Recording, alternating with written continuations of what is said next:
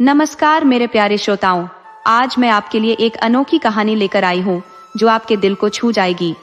तो बिना देर किए चलिए कहानी शुरू करते हैं।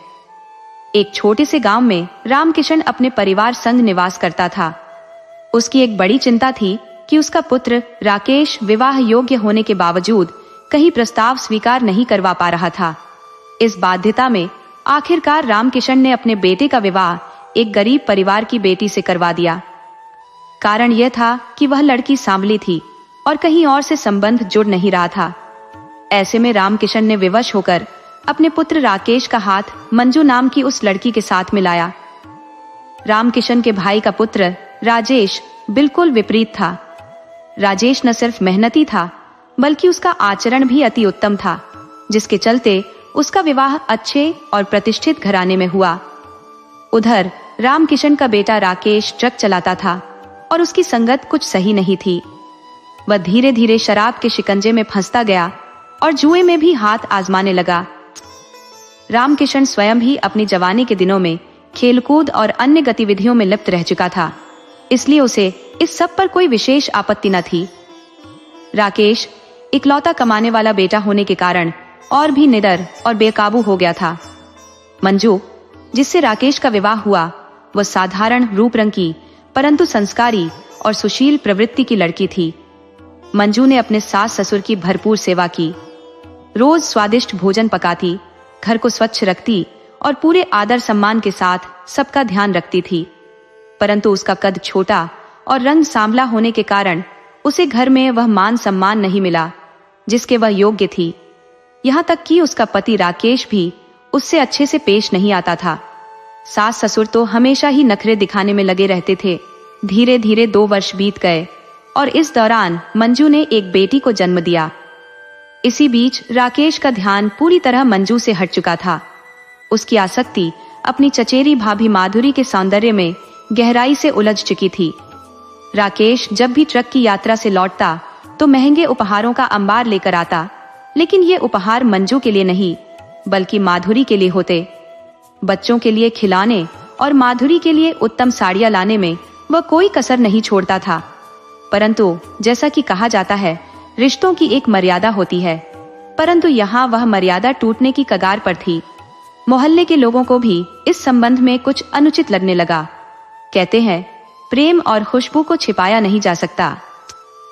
राजेश, जो दिन रात खेतों में मेहनत कर थका हारा घर लौटता, उसे रास्ते में ही अपनी पत्नी माधुरी के चर्चे सुनने को मिलते।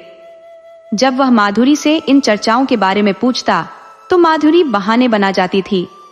राजेश के पास माधुरी की इच्छाओं को पूरा करने के साधन नहीं थे, क्योंकि खेती की आमदनी सीमित थी, जबकि राकेश का काम उसे पर्याप्त धन देता था जो उसकी इच्छाओं को पूरा करने में सहायक था।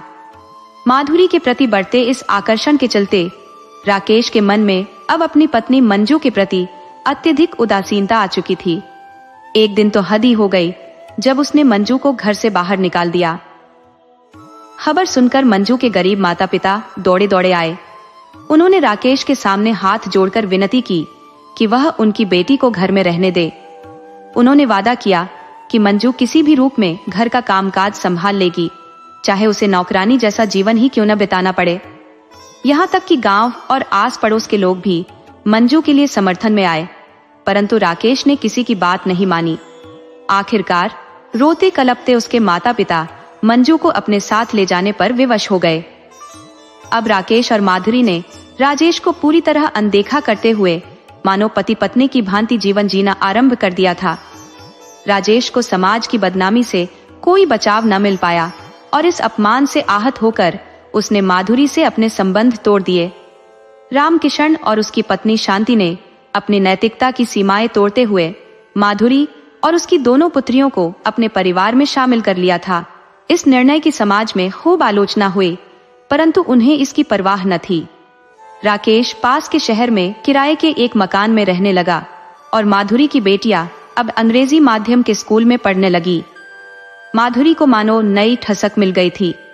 आसपास के किसी को यह जानने का अवसर न मिला कि उसकी खुशहाल दिखने वाली जिंदगी किस तरह रिश्तों की बलि पर टिकी थी। लेकिन कहते हैं, जो दूसरे के घरों में आग लगाता है उसका खुद का संसार भी शांत नहीं रह सकता। नियति ने माधुरी के लिए भी एक सजा तय कर रखी थी। राकेश, जो पहले अंजू से सेवा करवा लेता था, अब 2 बच्चों की परवरिश और माधुरी की हर मांग पूरी करने में फंस गया था। रोज शराब के नशे में धुत होकर दोस्तों के संग जुआ खेलने बैठ जाता और काम पर कभी कभी ही जाता था। धीरे धीरे उसने घर का सामान भी बेचना शुरू कर दिया।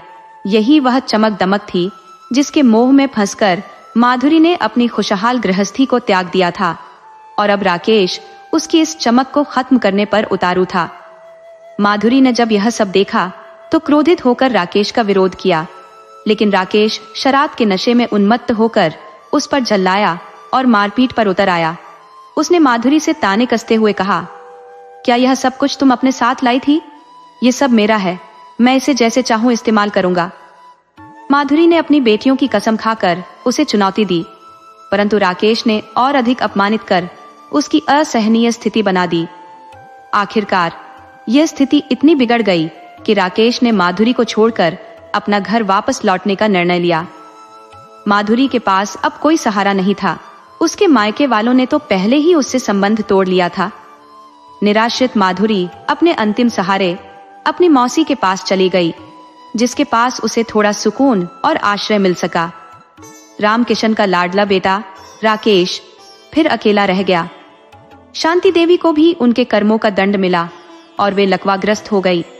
इस पीड़ा के साथ उन्होंने 1 महीने तक बिस्तर पर संघर्ष किया और अंततः भगवान को प्यारी हो गई। इसी दौरान एक और विपदा आ गई। एक दिन राकेश जब ट्रक लेकर गया तो उसका गंभीर हादसा हो गया और वह बुरी तरह घायल होकर लौट आया। अब हालात यह हो गए कि 2 वर्षों के भीतर दोनों परिवार, जिनमें 2 महिलाएं और 3 मासूम बच्चियां थीं, दरबदर भटकने पर मजबूर हो गए। समय का पहिया धीरे धीरे घूमता रहा और जो कभी चहल पहल से गूंजता यह विशाल घर था, अब सोनेपन का बसेरा बन गया था। बाप बेटे मानो किसी उजाड़ बस्ती के अकेले बाशिंदे हों, निर्जनता में भटकते रहते थे। रामकिशन अपने गंजे सिर पर हाथ फेरते हुए मन ही मन सोचता रहता कि यह क्या दुर्दशा हो गई, क्या उसका वंश समाप्ति की कगार पर आ खड़ा है। उधर राकेश भी अपनी रंगीन कारस्तानियों में 40 की उम्र तक पहुंच चुका था। इसी दौरान एक दूर के रिश्तेदार ने उनके समक्ष विवाह का प्रस्ताव रखा। उसने बताया कि एक सुंदर कन्या उपलब्ध है, परंतु इसके लिए थोड़ा खर्चा उठाना पड़ेगा, क्योंकि लड़की के माता पिता पर प्रभाव डालना आवश्यक होगा। रिश्तेदार ने अपनी बात को आगे बढ़ाते हुए बताया कि उसने उन्हें यह विश्वास दिलाया है कि राकेश का परिवार बहुत संपन्न है। राकेश और रामकिशन ने इस प्रस्ताव को सहर्ष स्वीकार किया। रिश्वत के दम पर उस रिश्तेदार ने लड़की से उनकी मुलाकात करवाई। राकेश उस लड़की को देखकर अत्यंत प्रसन्न हुआ। लंबा कद, सुंदर नाक नक्श, गोरा रंग और मात्र 20 वर्ष की आयु। उसकी खूबसूरती ने राकेश को मोहित कर लिया और उसने उसे किसी कीमती रत्न की तरह अपने जीवन में लाने का निर्णय कर लिया। अपने रिश्तेदार की मदद से उसने लड़की और उसके परिवार को प्रभावित करने में कोई कसर नहीं छोड़ी। राकेश ने शादी का प्रस्ताव रखते हुए लड़की के माता पिता से कहा कि वह हर हाल में इस रिश्ते को निभाएगा। माता पिता ने जानकारी दी कि लड़की का पति 2 साल पहले आत्महत्या कर चुका है, लेकिन यह बात राकेश को निरुत्साहित न कर सकी और उसने जिद के बल पर उस सुंदर कन्या को अपने जीवन में शामिल कर लिया। जीवन का यह नया अध्याय राकेश के लिए अत्यंत सुखद साबित हुआ। शुरुआती 1 वर्ष तक राकेश ने अपनी नवविवाहिता पत्नी मीना को नाना प्रकार के व्यंजनों का स्वाद चखाया। होटल, ढाबे, ठेले, हर जगह से वह लजीज पकवान लेकर आता, चाहे वह चाट हो या पानी पूरी। कुछ समय पश्चात रामकिशन की इच्छा हुई कि अब बहू घर के कार्यभार को संभाले। एक दिन उसने बाजार से सब्जियां मंगवाई और अपनी संगत के साथ बाहर बैठ गपशप में व्यस्त हो गया। कुछ समय बाद उसे भूख सताने लगी तो वह भीतर भोजन की सुध लेने गया। अंदर का दृश्य देखकर वह हतप्रभ रह गया। चूल्हा ठंडा पड़ा था और बहू मीना गहरी नींद में थी। ये देख उसके मन में क्रोध की ज्वाला भड़क उठी। उसने गुस्से में दहाड़ते हुए मीना को उठाया और पूछा, खाना क्यों नहीं बनाया? मीना ने अनमने ढंग से जवाब दिया, मेरा पेट दर्द कर रहा है, मैं खाना नहीं बना सकती। रामकिशन का धैर्य जवाब दे गया। उसने गुस्से में कहा, तो खाना क्या तुम्हारा बाप बनाएगा? इस पर मीना तेजी से उठकर खड़ी हुई और तीखे स्वर में जवाब दिया, मेरे पिता पर मत जाइए, नहीं तो। रामकिशन का पारा और चढ़ गया, परंतु मीना ने भी हार मानने का नाम नहीं लिया। रामकिशन ने अपनी नई बहू मीना पर काफी रुपए खर्च कर उसे घर की जिम्मेदारियों में लगाने का सपना देखा था, लेकिन चीजें उसके अनुकूल नहीं हो रही थी। एक दिन जब रामकिशन ने मीना को खाना न बनाने पर फटकार लगाई, तो मीना ने भी बेजा हरकतें दिखाई। दोनों में शब्दों का संग्राम हुआ, जहां मीना ने तीखे और अप्रत्याशित शब्दों का बौछार कर दिया। रामकिशन के मित्र बाहर खड़े तमाशबीन की भांति उनके झगड़े को देखते हुए मुस्कुराते रहे। राकेश के आने पर हालात ने और भी रोचक मोड़ लिया। रामकिशन ने राकेश से अपने समर्थन की अपेक्षा की, लेकिन मीना ने लाठी उठाकर ही पलटवार कर दिया, जिससे राकेश अचंभित रह गया। उसकी क्रोध में तनी हुई मांसपेशियों और उग्रता से लाल चेहरा देखकर हर कोई चकित था। मीना ने खुद को निर्भीकता से स्थापित किया और चुनौतीपूर्ण शब्दों में राकेश को ललकारा। इस घटनाक्रम की चर्चा गांव में आग की तरह फैल गई और लोग रामकिशन और उसके परिवार की दुर्दशा पर मन ही मन हंसी कर रहे थे। गांव के लोग सलाह देते दिखे कि यह बहू अपने व्यवहार से अत्यंत अप्रत्याशित है। एक दिन मीना ने घर के कपड़े इकट्ठा करके उनमें आग लगा दी, जिससे मोहल्ले वालों को भी हस्तक्षेप करना पड़ा। आखिरकार मोहल्ले वालों की सलाह पर रामकिशन और राकेश को मीना के व्यवहार पर नियंत्रण के लिए गंभीर विचार करना पड़ा, क्योंकि उन्हें लगने लगा कि यह समस्या केवल झगड़े तक सीमित नहीं है। कहते हैं, विधि का विधान अटल है, और रामकिशन और राकेश ने इस कटु सत्य का सामना कर लिया। वर्षों की बेइज्जती और घमंड अब निरर्थक हो गए थे, लेकिन फिर भी उन्हें इस अपमानजनक परिस्थिति को स्वीकार करना पड़ा। आखिरकार वंश को आगे बढ़ाने का दायित्व भी था। मीना ने न केवल 4 संतानों को जन्म दिया, 3 पुत्र और 1 कन्या, बल्कि उनकी देखभाल से भी खुद को अलग कर लिया। बच्चों का भरण पोषण रामकिशन और राकेश के जिम्मे था। राकेश सुबह सुबह खाना बनाकर ऑटो चलाने निकल जाता और रामकिशन दिन भर बच्चों की देखभाल में जुटे रहते। कभी अगर विरोध में कुछ कहने की कोशिश करते तो मीना का क्रोध उन पर भारी पड़ता। मीना दिन भर आराम फरमाती, पूरियों का आनंद लेती और अगर कभी पैसे की कमी हो जाती तो गांव के लड़कों से पैसे उधार ले लेती। शर्मिंदगी के मारे रामकिशन और राकेश को मजबूरन उसे पैसे देने पड़ते थे। सावन का महीना हो या शादी ब्याह का मौसम, मीना हर मौके पर अपनी धाक जमाए रखती। गांव की हर दावत में, हर उत्सव में मीना का आना तय रहता, चाहे उसे बुलाया गया हो या नहीं। उसकी मौजूदगी हर सभा को और अधिक रोचक बना देती, इसलिए हर कोई बेसब्री से उसकी प्रतीक्षा करता। राकेश को एक दिन अपनी पहली पत्नी मंजू की याद सताने लगी। उसने अपने पिता से मिन्नत की कि वह मंजू से माफी मांग ले और उसे घर वापस ले आए। रामकिशन ने उसकी बात मान ली, लेकिन जब राकेश अपने ससुराल पहुंचा तो उसे पता चला कि मंजू का फिर से विवाह हो चुका है और वह एक सुखी जीवन जी रही है। वह अब एक पुत्र की मां भी बन चुकी थी और अपने नए परिवार में खुश थी। मंजू की जिंदगी में अब स्थिरता और प्रसन्नता आ चुकी थी, जबकि रामकिशन और राकेश ने अपने लिए जो बीज बोए थे, अब उन्हें उसकी फसल काटनी पड़ रही थी। गांव में लोगों का मानना था कि जैसा कर्म उन्होंने मंजू के साथ किया था, उसकी सजा उन्हें मीना के रूप में मिली। मीना ने न केवल उनकी हेकड़ी तोड़ी, बल्कि उनके अहंकार को भी चूर कर दिया। वह बहू जिसने उन्हें हर मोड़ पर नीचा दिखाया, गांव वालों के लिए एक न्याय का प्रतीक बन गई।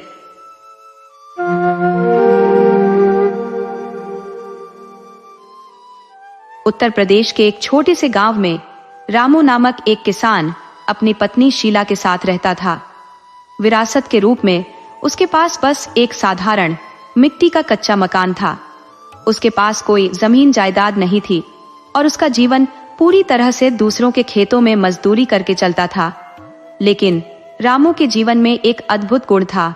उसका परिवार कभी भूखे नहीं सोता था, न ही कपड़ों की कमी उन्हें कभी महसूस हुई। रामू कभी भी अपनी मजदूरी खुद तय नहीं करता था। वह जहां भी काम मिलता, ईमानदारी और मेहनत से करता।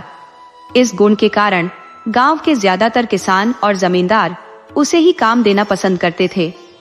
हालांकि वह अपनी मजदूरी तय नहीं करता था, फिर भी उसे वही पारिश्रमिक मिल जाता था जो उस समय के सामान्य मजदूरों को दिया जाता था।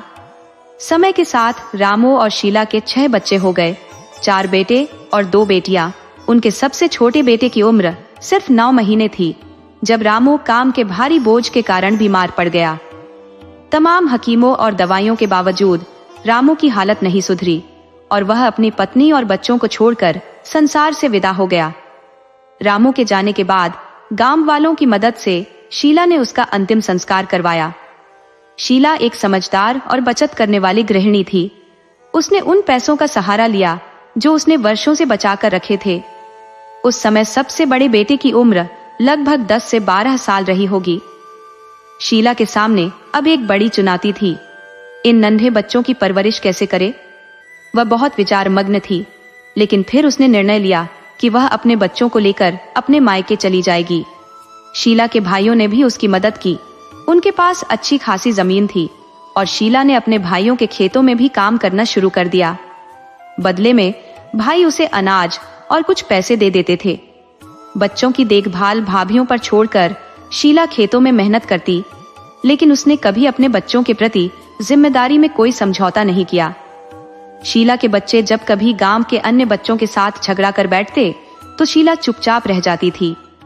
उसके भाई भी कुछ नहीं कहते थे, मानो यह एक सामान्य बात हो। शीला की भाभियां भी बच्चों पर कठोर थी और अपनी नाखुशी का इजहार उनके पतियों से भी करने से नहीं चूकती थी। लेकिन शीला के भाई हमेशा उसे सांत्वना देते हुए कहते, बहन, घर में 4 बर्तन हो तो खनक ही होती है, तो चिंता मत कर। भाई अपनी पत्नियों से कहते, देखो, हमारी बहन समझदार है, वो हम पर किसी भी तरह का बोझ नहीं डाल रही, अपने दम पर मेहनत करके बच्चों को पाल रही है और उसका बड़ा बेटा जितनी उसकी समझ है उसी के अनुसार हमारे बच्चों को पढ़ाता भी है। हम उसे कुछ देते भी नहीं, फिर भी वह अपने भाई बहनों का ख्याल रखता है। बच्चे हैं, अगर आपस में कभी झगड़ते हैं तो प्यार भी तो करते हैं। शीला के भाई आगे कहते, हर दिन एक जैसा नहीं रहता।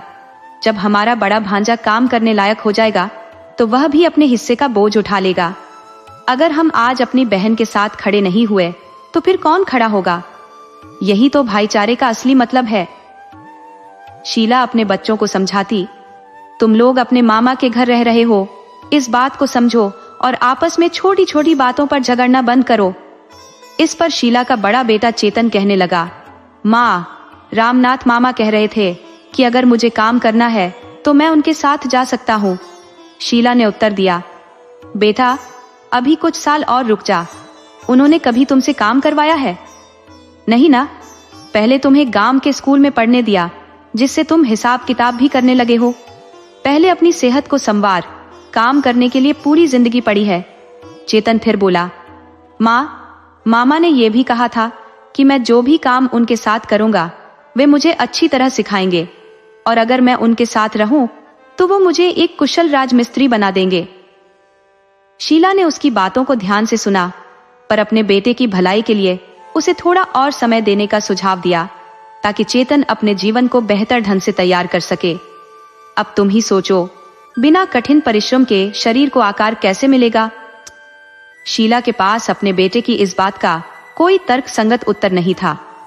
अगले दिन चेतन ने आत्मविश्वास से कह दिया, मामा, मैं आपके साथ काम पर चलने के लिए तैयार हूं। ये सुनते ही रामनाथ ने उत्तर दिया, कल से ही आ जाओ। चैतन्य ने तत्परता से हामी भरते हुए कहा, ठीक है मामा जी। फिर उसने अपने छोटे भाई कुंदन, जो उससे 2 वर्ष छोटा था, को बताया, कल से मैं मामा के साथ काम पर जाऊंगा। तुम्हें घर का ध्यान रखना होगा। कुंदन ने सहमति में सिर हिला दिया, लेकिन एक सवाल पूछ लिया, भैया, मामा से मेरे लिए भी पूछ लेना ताकि मैं भी काम में हाथ बटा सकूं। चेतन ने उसे आश्वस्त करते हुए कहा, ठीक है, मैं मामा से बात करूंगा। अगले दिन चेतन अपने मामा के साथ काम पर जाने के लिए पूरी तरह से तैयार हो गया। रामनाथ उसे साथ लेकर निकल पड़े। चेतन की आंखों में किसी अनजानी भावना के आंसू थे, जिन्हें समझ पाना बेहद कठिन था। उस दिन रामनाथ ने भी अपने भाइयों से आधे दिन की छुट्टी ले ली थी। घर लौटकर कुंदन के साथ मिलकर उसने खीर, पूड़ी और आलू की सूखी सब्जी तैयार की। उसने अपने सभी भाइयों को भी यह कह दिया कि वे आज घर पर खाना न बनाए, बल्कि उसके घर पर ही भोजन के लिए आ जाए। शाम होते होते चेतन भी काम से लौट आया। घर से उठती पकवानों की महक ने उसकी भूख को और बढ़ा दिया। उसने माँ से कहा, माँ, बहुत भूख लगी है, खाना दे दो। माँ ने प्यार से जवाब दिया, बिल्कुल बेटा, तुमने आज सारा दिन काम किया है, भूख तो लगनी ही थी। जाओ, पहले हाथ मुंह धो लो। यहाँ गर्म पानी रखा है, उससे अच्छे से साफ कर लो। चैतन्य के हाथ मुंह धोने तक कुंदन अपने मामाओं को बुलाकर ले आया। जिला ने अपने हाथों से सभी को खाना परोसा और कहा, भैया, आज मेरा बेटा काम पर गया था, इसलिए मैंने उसके लिए ये सब बनाया है। सोचा आप सभी को भी खिलाऊं। आज 4 साल बाद मुझे बहुत अच्छा महसूस हो रहा है। चेतन के पिता अमावस्या के दिन इस प्रकार का भोजन अक्सर बनवाया करते थे, किंतु इन 4 वर्षों में बच्चों ने कभी भी किसी विशेष पकवान की मांग नहीं की। आज अगर उनके पिता जीवित होते तो अपनी सामर्थ्य के अनुसार एक भव्य भोज का आयोजन करते। यह सोचते हुए शीला भावुक हो गई। उसकी आंखें भर आईं और वह रो पड़ी। उसके भाइयों ने उसे ढांढस बंधाते हुए कहा, बहन, जीजाजी की उम्र इतनी कम थी, ये दुर्भाग्यपूर्ण है, लेकिन अब बच्चे भी बड़े हो रहे हैं, उनके साथ खुश रहना सीखो।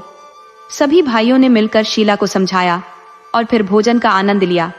अगली सुबह एक अजीब संतोष और प्रसन्नता के साथ हुई। सभी के चेहरों पर एक ऐसी चमक थी जो इन 4 सालों में कभी देखने को नहीं मिली थी, मानो वे इस खुशी के लिए वर्षों से तरस रहे थे। पहले के विपरीत उनके चेहरे अब डरे हुए नहीं लगते थे। चेतन का छोटा भाई कुंदन उस दिन कुछ कह न सका था, शायद वह खुशी में भूल गया था। अगले दिन जब रामनाथ चेतन को लेने आए तो चेतन ने कहा, मामा जी, मेरा छोटा भाई कुंदन भी आपके साथ काम करना चाहता है।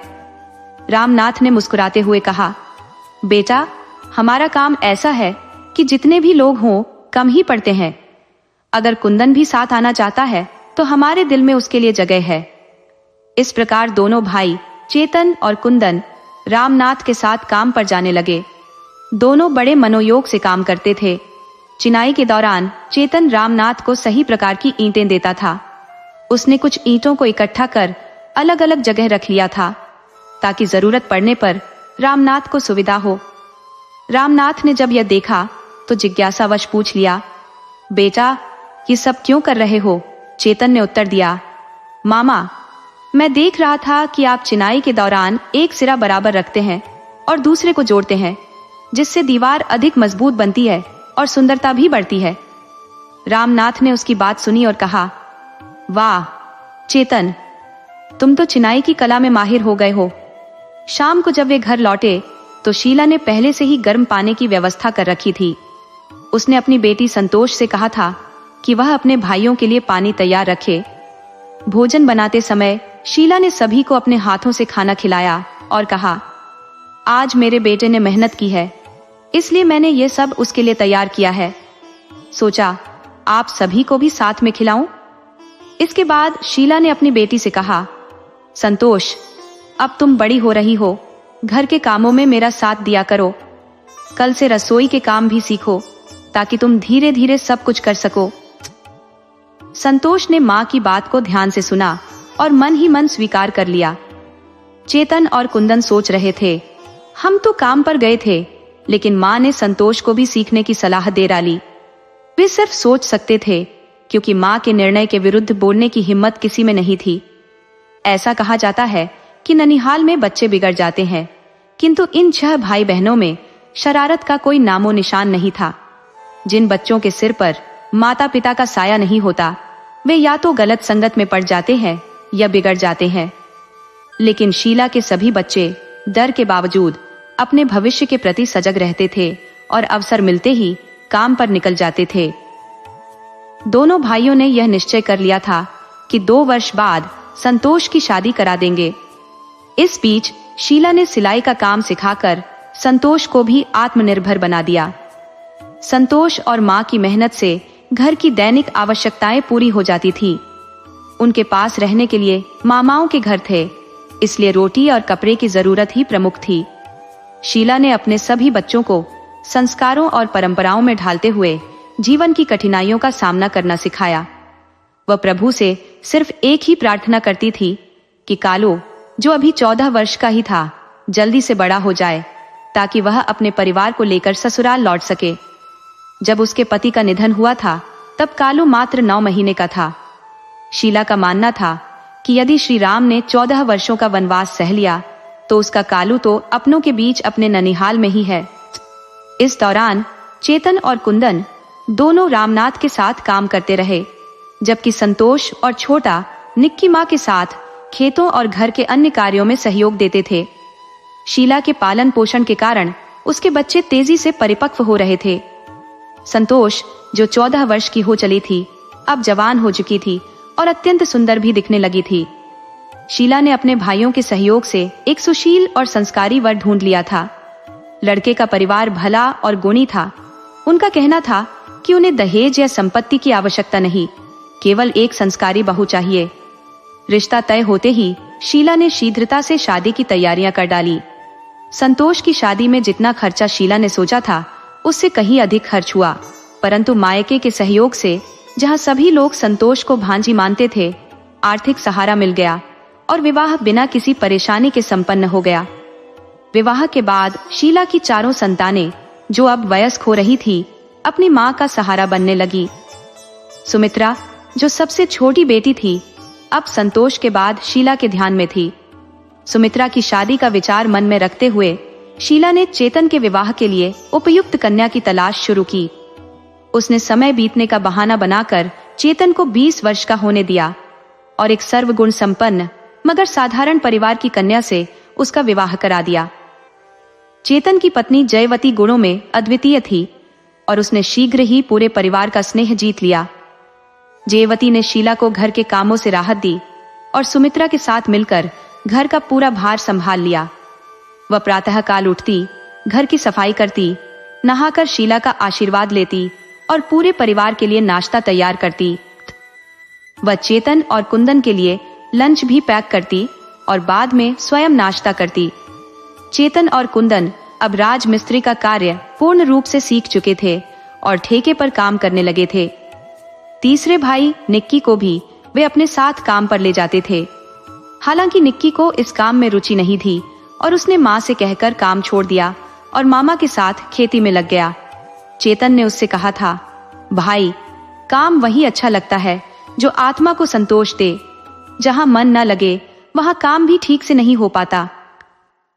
निक्की और छोटा भाई कालू दोनों अब मामा के साथ खेती में लगे हुए थे।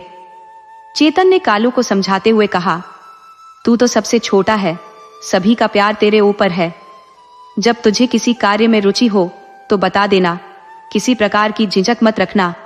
वैसे भी अब हमें किसी कठिनाई का सामना नहीं करना पड़ता। शीला ने यह बातें सुनी तो जैसे उसके मन की गहराइयों से एक स्मृति झांकने लगी। स्वर्गीय पति की याद, जो अब केवल एक अतीत बनकर रह गए थे। उसने आकाश की ओर निगाहें उठाई और मन ही मन बोली, देख रहे हो चेतन के पापा, तुम्हारे सभी बच्चे कितने समझदार और आत्मनिर्भर हो गए हैं। चेतन तो बिल्कुल आप पर ही गया है, वही भाइयों और बहनों की चिंता करने वाला स्वभाव। काश आप यहां होते तो कितने प्रसन्न होते। ये कहते हुए शीला की आंखों में आंसू उमड़ पड़े। तभी जयवती वहां आई और अपनी सास को रोते हुए देखकर बोली, मां जी, आप क्यों रो रही हैं? शीला ने आंसू पोंछते हुए कहा, अरे नहीं बहू, मैं रो नहीं रही। चेतन का भाई बहनों के प्रति स्नेह देखकर मन बस खुशी से भर आया है। समय अपने पंख लगाकर उड़ता चला गया, क्योंकि समय कभी किसी के लिए ठहरता नहीं है। एक दिन जयवती ने शीला से कहा, माँ जी, क्या मैं 2 दिन के लिए अपने पीहर जा सकती हूँ? मुझे अपने छोटे भाई बहनों की बहुत याद आ रही है। शीला ने मुस्कुराते हुए उत्तर दिया, अरे मैं तो तुझसे यही कहने वाली थी कि तू अपने पीहर क्यों नहीं जाती। जयवती ने उत्तर दिया, माँ जी, यहाँ आप सबके प्यार में मायके की याद कहीं खो सी गई थी, लेकिन उस दिन आपकी आंखों में आंसू देखकर और भाई बहनों का प्यार देखकर मुझे अपने पीहर की बहुत याद आने लगी। शीला ने कहा, चिंता मत कर बहू, मैं चेतन से कह दूंगी, वह तुझे तेरे मायके छोड़ आएगा। जयवती के चेहरे पर संतोष की हल्की मुस्कान फैल गई, जिसे शीला ने भांप लिया। शाम को जब चेतन घर लौटा तो शीला ने भोजन के बाद उसे बुलाकर कहा, बेटा, बहू को 2 दिन के लिए उसके मायके छोड़ा। चेतन ने उत्तर दिया, माँ, इस समय काम का बहुत भार है, मैं नहीं जा पाऊंगा। आप कुंदन से कह दे, वह भाभी को घुमा लाएगा। शीला ने कुंदन से पूछा, तुम्हारे भाई ने कुछ कहा है? कुंदन बोला, हाँ माँ, भाई कह रहे थे कि मैं भाभी को उनके मायके ले जाऊं। शीला ने कहा, तो फिर कब जा रहे हो?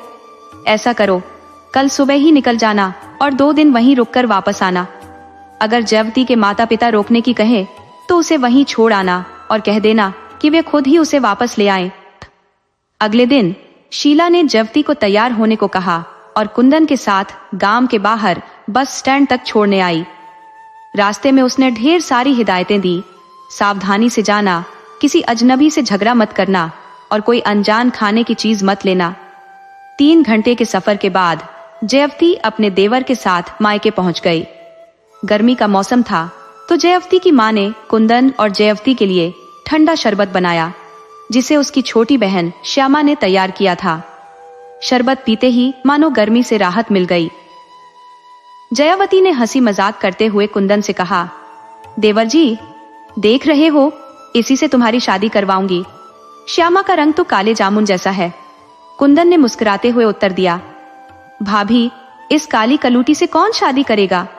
मैं तो नहीं करने वाला। उसी समय जयवती की मां वहां आ गई और हंसते हुए बोली, काले नागोरी नहीं, गेहूं के रंग की है हमारी बेटी। अगले दिन कुंदन ने कहा, भाभी, आज घर चलना है। लेकिन जयवती ने उत्तर दिया, देवर जी, आज नहीं, कल चलेंगे। तभी उसकी मां वहां आई और मुस्कुराते हुए बातचीत में शामिल हो गई।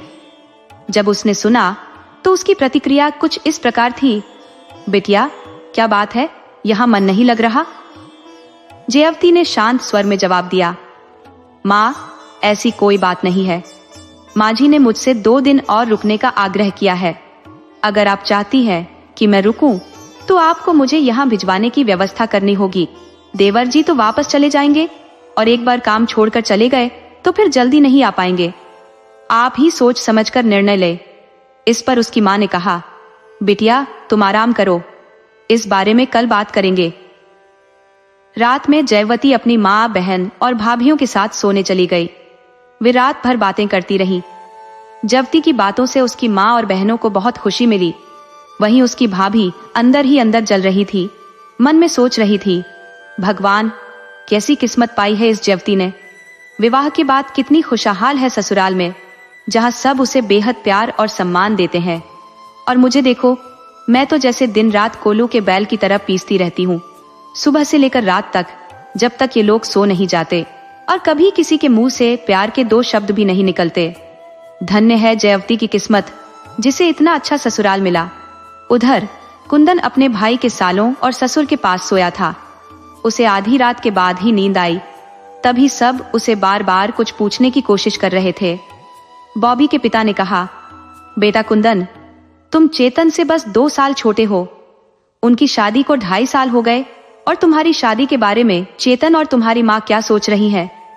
इस पर कुंदन ने कहा, मौसा जी, 6 महीने बाद जब कालू की उम्र 14 साल हो जाएगी, तब हम अपने पुश्तैनी गांव जाएंगे।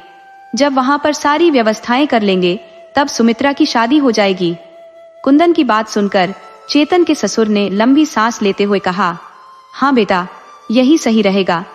पहले बिटिया की शादी हो जाएगी, दोनों बहनें अपने घर की हो जाएंगी, और फिर तुम तीनों भाई एक एक करके शादी कर लेना। सुबह कुंदन अपने तय समय पर जाग गया। वह अपने भाई के सालों के साथ गांव के बाहर तालाब के पास अपनी जरूरतों को पूरा करने चला गया। अकवा के पास पहुंचकर उसने हाथ मुंह धोए और पास के नीम के पेड़ से दातून तोड़ी। थोड़ी देर बाद वह दातून करते हुए घर लौट आया। बैठक में पहुंचकर उसने अपने आप को थोड़ी राहत दी। इसी बीच श्यामा सभी के लिए नाश्ता ले आई। सभी ने आराम से नाश्ता किया। फिर कुंदन ने कहा, अब मुझे निकलना पड़ेगा। यह सुनकर भाभी के पिता बोले, इतनी जल्दी क्या है बेटा? कुंदन ने अपने काम की बात कहकर उन्हें चुप करा दिया। तभी भाभी भी अपनी मां के साथ आ गई। भाभी ने कहा, देवर जी, तुम जाओ, मैं 2-4 दिन बाद आ जाऊंगी। कुंदन ने उत्तर दिया, भाभी, आप बता तो चुकी होंगी ना, क्योंकि मैं लेने नहीं आ पाऊंगा और हमारे यहाँ से कोई और भी नहीं आ पाएगा। आपको अपने भाई या पिताजी के साथ आना होगा। भाभी के माता पिता ने आपस में कुछ बात की और कहा, नहीं बेटा, तुम अपने साथ ही उसे ले जाओ, सही रहेगा। जयवती पहले ही सभी से मिल चुकी थी। उसकी माँ ने कहा, शादी के बाद लड़कियां ससुराल में ही अच्छी लगती हैं, लेकिन खाना खाकर जाना। दोनों देवर भाभी ने खाना खाया और फिर विदा ले ली। जब वे शाम 3 बजे घर पहुंचे तो कुंदन की माँ ने देखा और कहा, मैंने कहा था ना बेटा, 2 दिन के लिए घुमाने ले जाना, लेकिन ये क्या किया, कल गए और आज ही वापस आ गए। कुंदन ने सफाई दी, माँ हमारा काम छोटा था, 2 दिन का ही, आपने भी तो कहा था। इस पर शीला चुप हो गई। जयवती ने भी कहा, माँ हम सभी से मिल चुके थे, अब रुककर क्या करते। शीला ने कहा, अच्छी बात है, अगली बार चेतन को साथ भेजूंगी। गांव में सभी शीला की सराहना करते थे। उसने अपने भाइयों के खेतों में काम करके अपने 6 बच्चों का पालन पोषण किया था। ये सबके लिए आसान काम नहीं था। समय इसी तरह बीतता गया। एक दिन शीला ने अपने भाइयों से गांव जाने की बात की तो चेतन और कुंदन से लोग पूछने लगे, भाई यहाँ कोई परेशानी है तो बताओ, पर गांव मत छोड़ो। शीला को यह दिखाना था कि वह अपने देवर जेठ को बिना बाप के बच्चों का पालन पोषण कर सकती है। गांव जाने से 1 महीने पहले वह अपने बेटे चेतन और कुंदन के साथ ससुराल पहुंच गई। वहां देखा कि उनके मकान पर रिश्तेदारों ने कब्जा कर लिया था। शीला अपने बेटों को लेकर गांव के नंबरदार के पास पहुंची, जहां उसका पति काम करता था। चेतन ने नंबरदार के पांव छूकर अपना अभिवादन किया और अपने चाचा ताऊ की करतूतों का खुलासा करते हुए अपना परिचय दिया। तब नंबरदार ने कहा, बेटा चेतन, क्या तुम्हें केवल अपना घर ही चाहिए या मैं तुम्हें किसी और स्थान का सुझाव दूं जहां तुम अपना घर बना सको। इस बार चेतन की मां ने चेतन को हामी भरने की अनुमति दे दी। जब नंबरदार मोहल्ले में पधारे तो सारे लोग खरगोश के कान की तरह सतर्क हो गए। नंबरदार ने प्रधान जी को बुलाया और उनसे कहा, प्रधान जी, इस खेत में से थोड़ी जगह निकालिए और रामू के 4 लड़कों को दे दीजिए ताकि उनके घर बन सके। प्रधान जी ने सहमति में सिर हिलाया। जब प्रधान जी भूमि मापने लगे तभी दूसरे कुएं के कुछ लोग नंबरदार के पास आए, हाथ जोड़कर उनका अभिवादन किया। नंबरदार ने उन्हें आशीर्वाद देते हुए कहा, खुश रहो। तब उन लोगों ने नंबरदार से निवेदन किया, यदि आप वास्तव में चाहते हैं कि हम खुश रहें तो कृपया वह जगह जो आपने रामू के बच्चों को दी है हमें दे दे। हम इसके बदले में जितनी भी रकम आप चाहे देने के लिए तैयार है। हम इस जगह पर रामू की विधवा और उसके बच्चों को देखकर आनंदित नहीं रह सकते। नंबरदार ने स्थिति को समझते हुए अपने व्यक्ति को भेजा और चेतन और उसकी मां को बुलाकर उन्हें स्थिति से अवगत कराया। उन्होंने कहा, यदि तुम चाहो तो मैं इस नापी हुई जगह के बदले कुएं की तरफ उतनी ही जमीन दे सकता हूं। शीला ने कहलवाया, आप मालिक हैं, जैसा उचित समझे वैसा करें। इसके बाद नंबरदार ने उस जमीन की मुनहमानी कीमत ले ली और उसकी एवज में शीला को उसी क्षेत्र के पास एक अनुपम स्थान प्रदान कर दिया। तब चैतन्य ने उस स्थान पर मिट्टी खोदकर ईंटों की पत्थाई प्रारंभ कर दी। जब ईंटें ठीक से सूख गई तो चारों भाइयों ने मिलकर सबसे पहले अपनी जमीन की घेराबंदी कर दी। उसके पश्चात उन्होंने 3 कमरों और एक बड़ा बरामदा बना लिया। चेतन और कुंदन, जो 2 भाई थे, ने अपने लिए भी एक सुंदर मकान तैयार किया। उनका घर देखकर सभी लोग आश्चर्यचकित रह गए, क्योंकि उन्होंने निस्संदेह बहुत शानदार निर्माण किया था। नंबरदार को अपने मवेशियों के लिए खेतों में कुएं के समीप एक बाड़ा बनवाना था, इसलिए उन्होंने चेतन को बुलाया।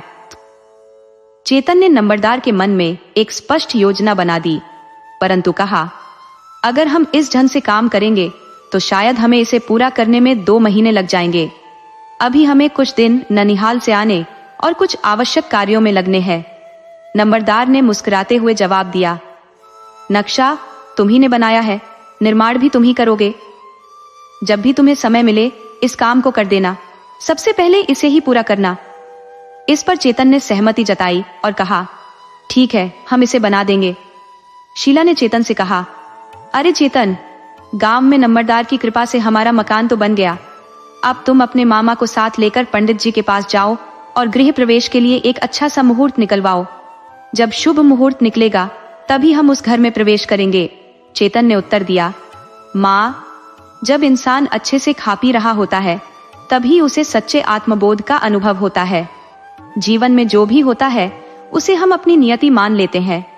पापा के निधन के बाद जब हम गांव में आए तब हमने कोई मुहूर्त नहीं देखा था। फिर भी क्या हमें कोई मुश्किल आई थी? नहीं ना। तो अब जब हमने मेहनत और नंबरदार की मदद से अपना घर बना लिया है तो इसके लिए किसी मुहूर्त की आवश्यकता क्यों? शीला ने अपनी भावना व्यक्त करते हुए कहा, बेटा, मैं भी तो ससुराल तभी आई थी जब विवाह का शुभ मुहूर्त निकला था। चेतन कुछ अनमने ढंग से बोला, माँ, शायद इसी कारण पापा हमें छोड़कर चले गए। शीला यह सुनकर सन्न रह गई और बोली, बेटा, तुम ऐसा क्यों सोचते हो? ये तो भगवान की इच्छा थी। चेतन ने उत्तर दिया, माँ, अब जो भी होगा उसे भगवान की मर्जी पर ही छोड़ दो। शीला ने थोड़ी दृढ़ता के साथ कहा, मैं गांव तभी जाऊंगी जब अच्छा मुहूर्त होगा। माँ की इस जिद के आगे चेतन झुक गया। आखिरकार चेतन अपने मामा को साथ लेकर पंडित जी के पास पहुंचा। चूंकि ननिहाल के रिश्ते से पंडित चेतन का मामा भी लगता था, पंडित जी ने चेतन को देखकर कहा, आओ भांजे, कैसे आना हुआ? इस पर चेतन के मामा ने कहा, पंडित जी, इसे मेरी बहन ने भेजा है। इन्होंने गांव में अपना नया आवास निर्मित किया है।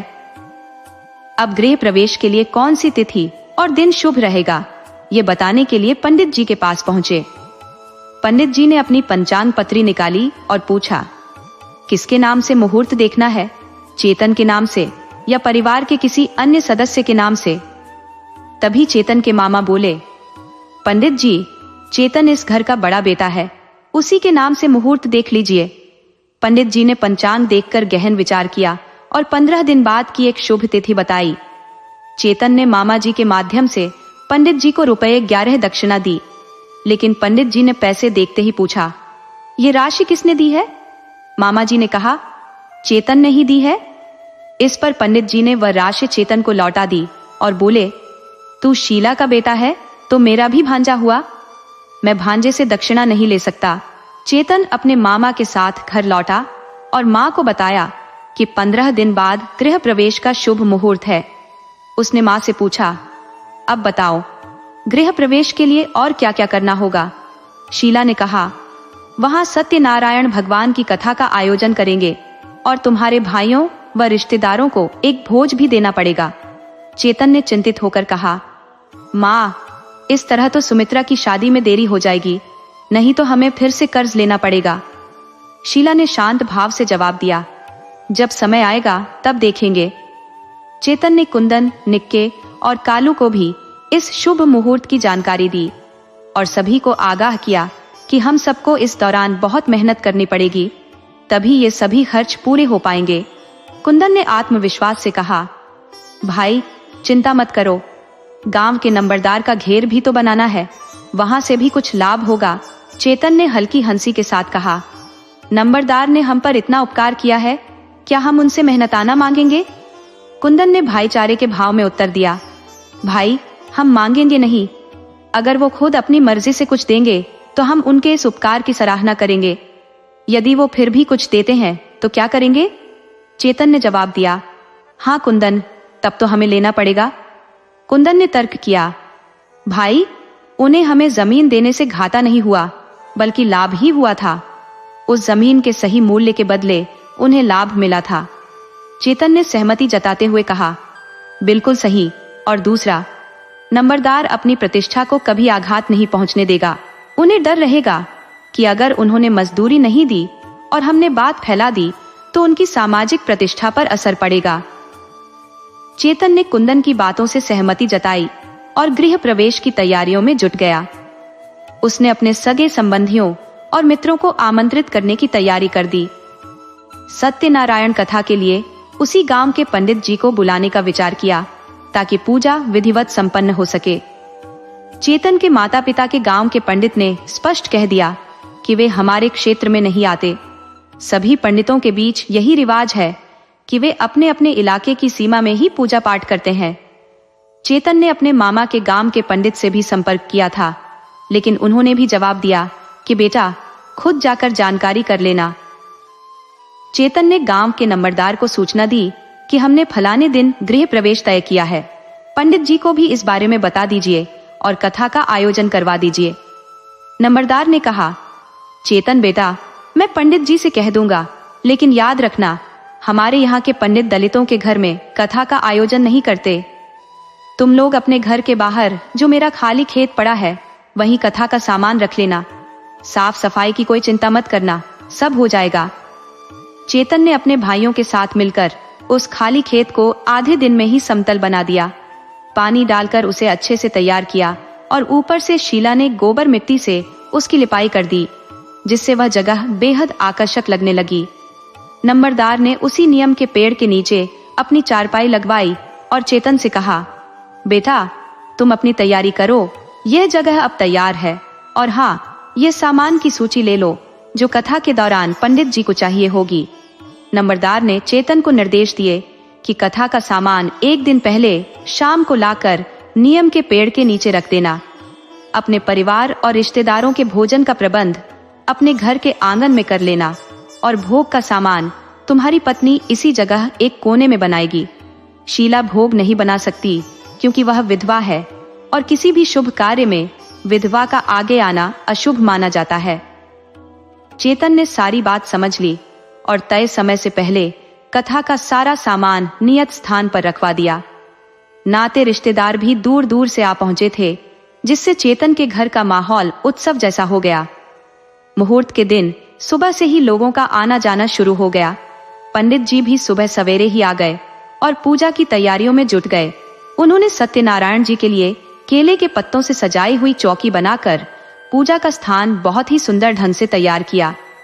पूजा स्थल पर सभी मूर्तियों को दूध और गंगा जल से स्नान कराकर स्थापित किया गया और शंख ध्वनि के साथ पूजा आरंभ हुई।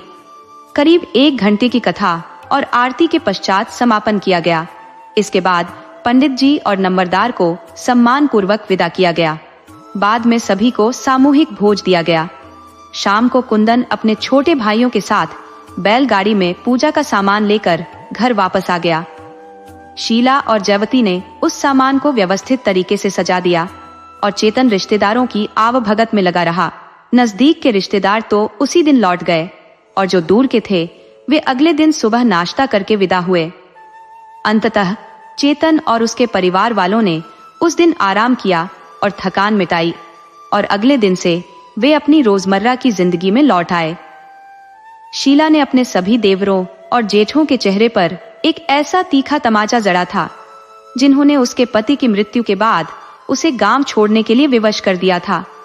बावजूद इसके शीला ने उन्हें गृह प्रवेश के भोज में विनम्रता से आमंत्रित किया और सभी लोग आए भी थे, सोचते हुए कि इतने वर्षों में शायद शीला सब भूल चुकी होगी।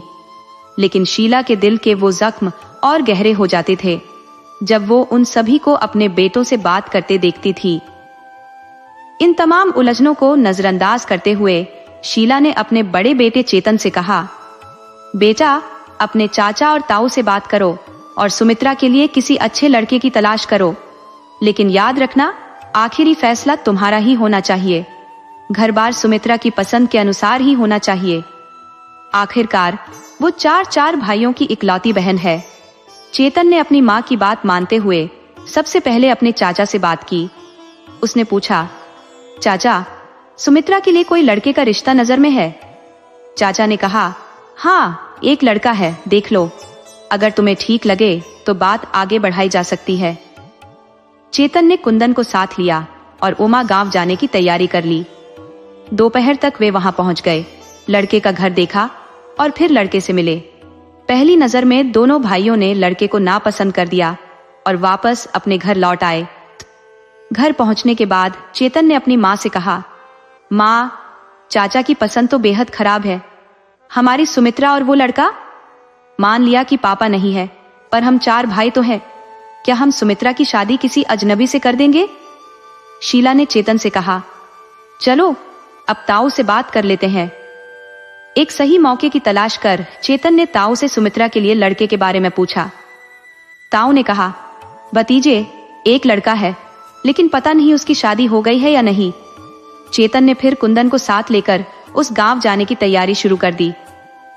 अगली सुबह नाश्ता करके ताऊ को साथ लिया और निकल पड़े। 2-3 घंटे के बाद वे उस जगह पहुंचे वहाँ घर द्वार देखा और लड़के से मिले। लड़के की शक्ल सूरत, रंग रूप और कद काठी ठीक ठाक लगी। चेतन ने कहा, ठीक है ताऊ, छोटे भाइयों को भी दिखा देता हूँ। तब तक आप इस रिश्ते के बारे में और किसी से बात मत करना। रास्ते में लौटते समय ताऊ ने चेतन से कहा, रे चेतन, तू तो बड़ा सीधा है। लड़का और घर देखकर ही तसल्ली कर ली। यह भी नहीं पता किया कि खेती बाड़ी कैसी है, लड़का क्या काम करता है। चेतन ने जवाब दिया, ताऊ, अभी हमने पक्का थोड़े ही किया है, पहले सब बात कर लेते हैं और फिर निर्णय लेंगे। घर लौटकर चेतन ने अपनी माँ से पूछा, माँ, तुम्हारे हिसाब से चाचा और ताऊ में से कौन बेहतर है? शीला ने गहरी सांस लेते हुए कहा, बेटा, तेरे ताऊ की आदतें तेरे चाचा से कहीं ज्यादा बेहतर है। ताऊ ने तो उस समय भी समझाया था कि शीला को वहीं रहने दो, सब ठीक हो जाएगा, पर तेरे चाचा ने मुझे चैन से रहने ही नहीं दिया, तभी तो मुझे तुझे लेकर मायके जाना पड़ा। अब ये सब बातें छोड़ और अपने काम पर ध्यान दे। चैतन्य ने अपनी माँ से कहा, माँ, मेरे और कुंदन के अनुसार घर बार दोनों ठीक लगे। हमने बहुत गहराई से जांच तो नहीं की, मगर रास्ते में ताऊ ने कुछ बातें कही थी। जब शीला ने पूछा कि ताऊ ने क्या कहा, तो चैतन्य ने सारी बातें माँ को बता दी। सुनकर शीला ने सोचा और कहा, बात तो सही है, ये देखना जरूरी है कि लड़का क्या करता है, कहीं आवारागर्दी में तो नहीं उलझा, उसके पास खेती बाड़ी है भी या नहीं। चैतन्य बोला, माँ ठीक है, निक्के और कालू को भेजते हैं, वो जाकर सही तरीके से देख लेंगे, तभी आगे की बात करेंगे। 2 दिन बाद निक्के और कालू ताऊ के साथ लड़के को परखने के लिए निकले। जब वे वहां पहुंचे, सबसे पहले निक्के ने मजाकिया लहजे में कहा, अरे ताऊ, मैं तो अपनी बीड़ी लाना ही भूल गया, आप तो पीते नहीं, अब क्या करें? तभी लड़के के पिता ने कहा, बेटा, हमारे यहाँ कोई बीड़ी तंबाकू का सेवन नहीं करता, अगर लानी हो तो तुम्हें गांव के पास की बस्ती में जाना पड़ेगा, वहां दुकान है। निक्के ने कहा, ठीक है, मैं कालू को भेज दूंगा, किसी बच्चे को उसके साथ भेज दीजिए। लड़के के पिता ने कहा, अरे क्यों ना लड़का खुद ही चला जाए। कालू और लड़का साथ में चल पड़े। रास्ते में कालू ने लड़के से पूछा, तुम्हारा कोई स्थायी कामकाज है या कुछ कर रहे हो? लड़के ने जवाब दिया, अभी मैं पढ़ाई कर रहा हूँ। कालू ने फिर पूछा, कितनी जमीन है तुम्हारे पास? लड़के ने कहा, केवल 5 बीघा जमीन है। कालू ने कहा, और तुम्हारे पापा क्या करते हैं? लड़के ने बताया, मेरे पापा राजमिस्त्री हैं और मैं भी पढ़ाई के साथ साथ सिलाई का काम करता हूँ अपने उस्ताद के यहाँ। वहां पहुंचने पर कालू ने दुकानदार से एक छोटी बीड़ी का बंडल मांगा। दुकानदार ने पूछा, कौन सी चाहिए? पहलवान छाप 27 या 500 दो। कालू ने कहा, कोई भी दे दो।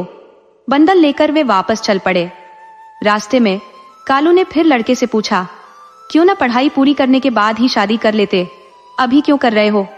लड़के ने कहा, मेरी माँ की इच्छा है और वो अक्सर बीमार रहती है, इसलिए उनकी चाहत है कि मेरी शादी जल्दी हो जाए। कालू को उसके सारे सवालों के जवाब मिल चुके थे। उसने बीड़ी का बंडल निक्के को दिया और कहा, लो, बीड़ी पी लो और चलते हैं। निक्के ने कहा, नहीं नहीं, अब छोड़ो, रास्ते में पी लूंगा, यहाँ धुआं सबको लगेगा। फिर उसने कहा, और कुछ देखने की जरूरत नहीं, बड़े भाई पीछे पड़े थे इसलिए हम आए थे। लड़का और घर बार सब ठीक ही लग रहे हैं, भाई से कह देंगे कि बात पक्की कर लो। असल में ताऊ को इन चारों भाइयों ने कोई भी जानकारी नहीं दी थी। निक्के ने बड़ी चालाकी से मात्र 25 पैसों में सारा काम करवा लिया, यहाँ तक कि ताऊ को भी इसका आभास नहीं हुआ। घर लौटकर ताऊ ने माँ से शिकायती लहजे में कहा, देख शीला, मेरे ऊपर दोष मत मढ़ना, तेरे बेटों में से किसी ने भी घर बार के अलावा और कुछ जानने की कोशिश ही नहीं की। तब चेतन बोला, ताऊ जी, हम आपको इतना तो मानते ही हैं कि आप हमें कोई गलत रास्ता नहीं दिखाओगे। ये सुनकर ताऊ को थोड़ी राहत मिली और वह अपने घर की ओर लौट गया। चेतन ने पूछा, तो बताओ, तुम दोनों ने वहां जाकर क्या देखा? इस पर कालू हंसते हुए बोला, मानिक के भाई तो बड़े कलाकार निकले। वहां पहुंचते ही उन्होंने अपना ड्रामा शुरू कर दिया और निक्के ने तो तुरंत बीड़ी की फरमाइश कर दी। सभी ने हंसते हुए सारी बातें सुनी और घर के लोग खुश हो गए। फिर अपने चाचा, ताऊ और बाकी सगे संबंधियों को साथ लेकर एक दिन लड़के का रिश्ता पक्का कर दिया। सबने तय किया कि जल्दी ही विवाह का आयोजन करके पीली चिट्ठी भेज दी जाएगी। रिश्ता पक्का होने के बाद चेतन नंबरदार के पास गया और कहा, ताऊ जी, हम सुमित्रा का रिश्ता तय कर आए हैं। कृपया पंडित जी से कहकर कोई शुभ मुहूर्त निकलवा दे। नंबरदार ने कहा, और बेटा कुछ और? तब चेतन बोला, हाँ, साथ ही वो पीली चिट्ठी भी बनवा दे और कल से आपके घर का निर्माण कार्य शुरू कर देंगे। सरिया, सीमेंट और बदरपुर की व्यवस्था कर लीजिए। नंबरदार ने कहा, ठीक है चेतन, काम शुरू करो, जो चाहिए मंगवा दूंगा। और हाँ, मैं आज ही विवाह का मुहूर्त निकलवाता हूँ। चेतन ने ये सारी बातें अपनी माँ और भाइयों को बताई। शीला ने सुमित्रा के लिए खरीदारी शुरू कर दी थी। धीरे धीरे शादी की तैयारी करने लगी। उसी समय जिला की बहू जयवती ने आकर कहा, माँ जी, मुझे कुछ अच्छा नहीं लग रहा है, बस उल्टी सी महसूस हो रही है। और इतना कहकर वो उल्टियां करने लगी। शीला घबरा गई और तुरंत उसे गांव के हकीम के पास ले गई। हकीम ने उसकी नब्ज देखकर कहा, शीला, घबराने की कोई बात नहीं है, भगवान तुम्हें खुशियों से नवाज रहा है, संभाल कर रखो ये खुशियां, तुम दादी बनने जा रही हो। ये सुनकर शीला ने भगवान का शुक्रिया अदा किया और अपने स्वर्गीय पति की यादों में खो गई। शीला कभी भी ऐसा कोई मौका हाथ से जाने नहीं देती थी जब उसे अपने स्वर्गीय पति की याद ना आती हो। हर शुभ अवसर पर उनके न रहने की कमी उसे भीतर तक झकझोर देती थी और अक्सर उसकी आंखों में आंसू छलक आते थे। आज जब वह घर आकर अपनी खुशी सभी से साझा करने लगी तो एक बार फिर भावुक हो गई और रोते हुए बोली, चेतन के पापा, देखो अब तुम्हारा चेतन भी पापा बनने वाला है। काश आप यहाँ होते तो हमारी खुशी कितनी और बढ़ जाती। शीला के रोने की आवाज सुनकर अड़ोसन दौड़ी चली आई और जब उसे पूरी बात पता चली तो उसने शीला को दिलासा देते हुए कहा, अरे बहन, जब जिंदगी हमें खुशियों का ढेर देती है तो बीती यादें भी मन में उठ खड़ी होती हैं। पर अब आंसू पोंछ लो और बहू का ख्याल रखो। उसकी सेहत अच्छी रहेगी तो बच्चा भी गर्भ में अच्छी तरह पलेगा। इसके बाद शीला ने सुमित्रा से कहा, बेटी, अपनी भाभी का ध्यान रखना। पहले 1-2 महीने थोड़ी तकलीफ होगी, फिर सब ठीक हो जाएगा। उसे जो पसंद आए वही खिलाना और अगर कुछ बाहर से मंगाना हो तो भाइयों से कहकर मंगवा लेना। मैं तेरी शादी की तैयारियों में लगी हुई हूँ, जल्दी ही तेरी बड़ी बहन को भी बुला लूंगी।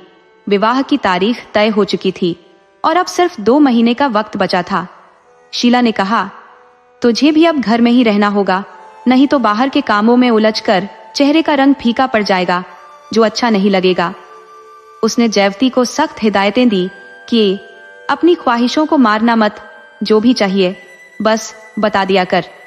शीला ने समझा तो दिया था, लेकिन मन में अभी भी एक अनजाना डर बना हुआ था। सुमित्रा के बारे में उसका यह विश्वास था कि वह अभी भी एक बच्ची ही तो है। उसे इतनी समझ कहा कि खुद से सब संभाल सके। इसीलिए शीला अपनी बहू और सुमित्रा की शादी दोनों कामों पर अपनी पैनी नजर रख रही थी, ताकि कोई भी चीज उसकी निगाह से चूक न जाए। शीला ने अपने पुत्र चेतन से कहा, बेटा, अब तुम्हारे पास 2 जिम्मेदारियां हैं। तुम्हें अपनी पत्नी का ख्याल रखना है और साथ ही साथ सुमित्रा की शादी की भी तैयारियां करनी है। ये कहते हुए उसने भरोसा दिलाया, हम सब तुम्हारे साथ हैं और हर काम में तुम्हारी मदद करेंगे। धीरे धीरे तैयारियां शुरू हो गई। सुमित्रा की शादी का दिन करीब आ गया। सभी रिश्तेदारों को बुलाया गया और बहुत धूमधाम से सुमित्रा का विवाह संपन्न हुआ। शादी के बाद सुमित्रा अपने ससुराल चली गई, जहां परंपरागत फेरे और पग फेरे की रस्में संपन्न हुई। सुमित्रा अब पूरी तरह अपने ससुराल की हो गई और शीला को यह जानकर बहुत संतोष हुआ कि सुमित्रा अपने नए घर में खुश है और किसी भी तरह की कोई समस्या नहीं है। अब शीला की पूरी देखभाल अपनी बहू जयवती पर केंद्रित हो गई। वह पूरे दिन उसकी देखभाल करती, इंश्योरिंग कि उसे किसी प्रकार की कोई तकलीफ ना हो। जब जयवती की गोद भराई की रस्म हुई, उसके पीहर वाले भी आए। इस मौके पर जयवती के पिता ने शीला से बात की और कुंदन के लिए अपनी बेटी श्यामा का विवाह प्रस्ताव रखा। शीला ने संयम से कहा, भाई साहब, अभी कुछ समय और रुकिए। जब जयवती के कोई संतान होगी तब हम इस प्रस्ताव पर विचार करेंगे। फिलहाल हमें जयवती की देखभाल करनी है। जयवती के पिता ने सहमति में सिर हिलाया और कहा, ठीक है बहन जी, जैसी आपकी इच्छा। जब जयवती का बच्चा हो जाएगा तब इस बारे में निर्णय कर लेंगे। वर्षा ऋतु के बाद आषाढ़ के महीने में जयवती ने एक पुत्र को जन्म दिया। जिस दिन यह खुशखबरी आई, आसमान पर काले बादल छाए थे और तेज बारिश हो रही थी। जैसे ही जयवती ने बेटे को जन्म दिया, मूसलाधार बारिश शुरू हो गई। यह देखकर शीला ने बच्चे का नाम मेघसिंह रखने का विचार किया। छठी के दिन उसने सबको बताया कि चेतन के बेटे का नाम मेघसिंह होगा और सभी ने इस बात को सहर्ष स्वीकार किया। छठी पूजन के बाद शीला ने अपने चारों पुत्रों से कहा, मैं अपने पोते के आगमन की खुशी में मोहल्ले वालों और रिश्तेदारों के लिए एक भव्य भोज आयोजित करना चाहती हूँ। सभी बेटों ने सहमति व्यक्त की और आयोजन की तैयारी शुरू कर दी। अब शीला पूरी तन्मयता से प्रतिभोज की तैयारियों में लग गई। उसने पंडित जी से सौभाग्यशाली दिन निकलवाया और उसी के अनुरूप सभी को निमंत्रण भिजवा दिया। इस समारोह में चेतन के ससुराल वाले भी आए, क्योंकि नवजात शिशु के लिए वस्त्र और आभूषण लाना उनकी जिम्मेदारी थी, जिसे पारंपरिक रूप से चौचक कहा जाता है। जब बेटी के घर संतान होती है तब मायके से यह भेंट भेजी जाती है। प्रतिभोज के दिन सभी लोग एकत्रित हुए। इस मौके पर जयवती के पिता ने शीला से कहा, बहन जी, आज का दिन बहुत शुभ है। मैं चाहता हूं कि श्यामा और कुंदन की शादी की बात आज ही पक्की कर दी जाए। शीला ने निश्चिंतता से कहा, भाई साहब, मैंने पहले ही कह दिया था कि मैं अपने वचन से पीछे नहीं हटूंगी। अगर आपको यह उचित लगता है तो मुझे भी कोई आपत्ति नहीं है। पहले चंदन का तिलक करवा दीजिए, फिर कथा का आयोजन करेंगे। इसके बाद भोज होगा और फिर हम शादी के लिए मुहूर्त निकलवाएंगे। यह सुनकर जयवती के पिता बेहद प्रसन्न हो गए और श्यामा का रिश्ता कुंदन से पक्का कर दिया। कथा के आयोजन के बाद प्रसाद वितरित किया गया और फिर सभी ने प्रतिभोज में भाग लिया। 1 महीने बाद चेतन अपने ससुराल पीली चिट्ठी लेकर लौटा, जिसमें लिखा था कि श्यामा और कुंदन की शादी 7 महीने बाद संपन्न होगी। इस खबर से शीला अत्यंत खुश हो गई। उसने चेतन से कहा, ये अच्छा हुआ, हमारे पास 7 महीने का समय है। अब तुम नंबरदार से बात कर लेना और कुंदन की शादी के लिए कुछ पैसे उनसे मांग लेना, ताकि बहू के लिए गहने और वस्त्रों की व्यवस्था की जा सके। समय बीतता गया और सभी ने अपने अपने हिस्से के कामों में जुटकर तैयारियां पूरी कर ली। 7 महीने के बाद शादी का शुभ दिन आ गया। श्यामा के लिए गहने और कपड़े पहले से ही तैयार थे। विवाह के दिन कुंदन की बारात धूमधाम से निकली और 2 दिन बाद श्यामा विवाह की सभी रस्में पूरी कर कुंदन के साथ शीला के घर आ गई। शीला के जीवन में खुशी की बयार चल पड़ी थी, लेकिन समय ने करवट ली। देखते ही देखते जयावती का बेटा मेघसिंह 1 साल का हो गया और तभी अचानक चेतन की तबीयत बिगड़ने लगी। लाखों प्रयासों के बाद भी शीला अपने बड़े बेटे चेतन को बचा नहीं सकी। यह अपार दुख शीला और उसके परिवार पर मानो कहर बनकर टूटा। एक हंसता खेलता परिवार गहरे शोक में डूब गया। कुंदन की शादी को अभी 1 साल भी नहीं बीता था और मुसीबतों का सिलसिला शुरू हो गया। लोग तरह तरह की बातें करने लगे।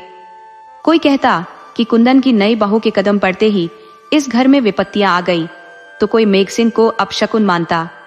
बातें इतनी बढ़ गई कि हर कोई अपनी अपनी राय देने लगा। शीला को लगा जैसे उसका सब कुछ लूट गया है। वह दुख के अथाह सागर में डूब चुकी थी। चेतन की मृत्यु के बाद शीला भी बीमार पड़ गई। शीला अपने बड़े बेटे की मृत्यु के आघात से उबर नहीं सकी। जिसने अपनी जवानी में पति को खोने के बाद भी अपने आत्मबल को बनाए रखा था, वह अब बिखर गई थी। चेतन के निधन के बाद शीला के जीवन के अंतिम दिन बहुत पीड़ा में बीते। कुंदन और उसके भाइयों ने हर संभव प्रयास किए, परंतु वे उसे बचा नहीं सके। चेतन की मृत्यु के मात्र 6 महीने बाद ही शीला भी इस संसार से विदा हो गई। अब परिवार की सारी जिम्मेदारियों का बोझ कुंदन पर आ गया। अपने भाई और मां के अचानक चले जाने से कुंदन का हृदय व्यथित था। वह पूरी तरह से निराश हो चुका था। उसे समझ नहीं आ रहा था कि वह इस संकट में क्या करे। तभी नंबरदार ने उसे ढाढ़स बंधाया और समझाया, कुंदन, मुश्किलों से भागने से कोई समाधान नहीं मिलेगा। ये समझो कि ईश्वर तुम्हारी परीक्षा ले रहे हैं। तुम्हें इस कठिन परीक्षा को हर हाल में उत्तीर्ण करना ही होगा। यदि तुम टूट गए तो यह परिवार पूरी तरह से बिखर जाएगा। तुम्हारे भाई, छोटा भतीजा विधवा भाभी और तुम्हारी पत्नी, सभी का मनोबल चकनाचूर हो जाएगा। नंबरदार की बातें कुंदन के दिल में उतर गई। उसने यह निश्चय किया कि अपनी माँ की आत्मा की शांति के लिए वह शांति पाठ और कन्याओं को भोज कराएगा। उसने सभी रिश्तेदारों को बुलाया और नियमानुसार शांति पाठ और कन्या भोज का आयोजन किया। इसके बाद कुंदन ने अपनी बहनों, बहनोइयों और ससुराल वालों के साथ एक महत्वपूर्ण चर्चा की। उसने अपने छोटे भाई कालू को कहा कि उसे जो काम अच्छा लगे वह उसे शुरू कर दे। अब सबको एकजुट होकर काम करना होगा, तभी यह परिवार चल सकेगा। कुंदन ने अपने ससुराल वालों से निवेदन किया कि वे उसकी भाभी को कुछ समय के लिए अपने साथ ले जाएं, ताकि वह अपने दुखों को भुला सके। अब माँ तो नहीं रही जो इन्हें संभालती थी। यदि भाभी यहाँ अकेली रह गई तो उनका दुख और गहरा जाएगा, साथ ही श्यामा भी व्यथित होगी। जब ये दोनों दुखी होंगी तो परिवार की देखभाल कौन करेगा? सभी को कुंदन की यह बात सही लगी और उन्होंने सहमति जताई। बहनों ने छोटे भाई कालू को भी समझाने की कोशिश की। कालू ने स्पष्ट कर दिया कि उसकी रुचि किसानी में नहीं है। उधर कुंदन के ससुर ने भी सहमति जताते हुए कहा, बेटा तुम बिल्कुल सही कह रहे हो। हम जयवती को अपने साथ ले जाएंगे ताकि उसका मन बदल सके। जब कभी भी समय मिले घुमाने फिराने के बहाने उसे वापस लाया करो। उन्होंने बहनों से भी कहा कि वे समय समय पर भाभी के पास आती जाती रहे, ताकि भाभी का अकेलापन भी कुछ कम हो सके। ससुराल के इस सुझाव से सभी संतुष्ट हो गए। कुंदन ने अपनी पत्नी श्यामा को समझाया, तुम भी इन सभी की देखभाल में जुट जाओ, ताकि हम सब मिलकर इस परिवार को संभाल सके। इसके बाद हर कोई अपने कामों में व्यस्त हो गया। निक्के तो पहले से ही खेती बाड़ी करता था, लेकिन अब उसने 7,710 बीघे जमीन बटाई पर लेकर खेती शुरू कर दी थी, जिससे पूरे साल का अनाज मिल जाता था। कालू ने भी निक्के के साथ काम करना शुरू कर दिया और साप्ताहिक पशु बाजार में एक व्यापारी के साथ जाने लगा। व्यापारी भैंसों का व्यापार करता था और धीरे धीरे कालू को भी भैंसों के व्यापार का अच्छा ज्ञान हो गया। एक दिन कालू ने निक्के और कुंदन से कहा, भाई अगर पैसों की व्यवस्था हो जाए तो हम एक भैंस खरीद सकते हैं। इससे भूसा भी काम आएगा और हमें दूध, दही, घी और लस्सी भी मिलती रहेगी। कालू की यह बात सुनकर सभी को अच्छा लगा, खासकर श्यामा को। उसने मुस्कुराते हुए कहा, देवर जी ने सही कहा है, मुझे भी कुछ काम मिल जाएगा और दिन भर भैंस की देखरेख करने में समय भी कट जाएगा। दीदी और मुन्ना को भी बुला लेंगे, इससे मुन्ना के साथ तुम सबकी थकान भी दूर हो जाएगी। कुंदन और निक्के दोनों श्यामा की ओर देख मुस्कुराए और बोले, भाई जब तेरी भाभी ने सब कुछ सोच समझकर बताया है तो अब हम मना भी कैसे करें।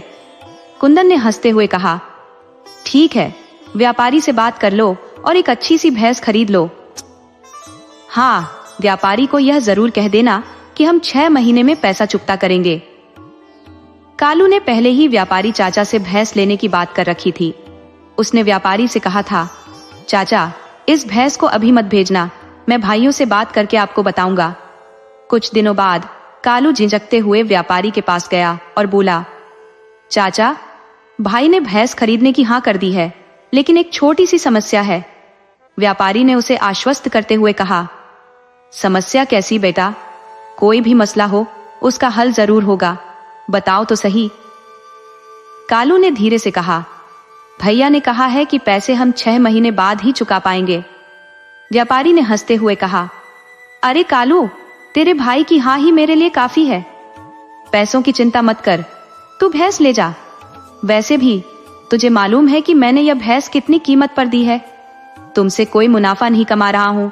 अपने भाई से कह देना कि 1 साल तक भी भुगतान हो, कोई बात नहीं। तेरे भाई की बात को कौन मना कर सकता है। कालू भैंस लेकर घर लौट आया। उधर श्यामा यह देख रही थी। जैसे ही कालू ने भैंस को खूंटे से बांधा, भैंस ने वहीं गोबर कर दिया। श्यामा की माँ दौड़ कर आई और एक उंगली से गोबर लेकर अपने और कालू के माथे पर तिलक कर दिया। उन्होंने कहा, हमारे बाबा कहते थे कि जब नया पशुधन घर में आते ही गोबर करे तो यह शुभ संकेत होता है। इसका मतलब है कि उस घर में खुशियों की शुरुआत हो गई है।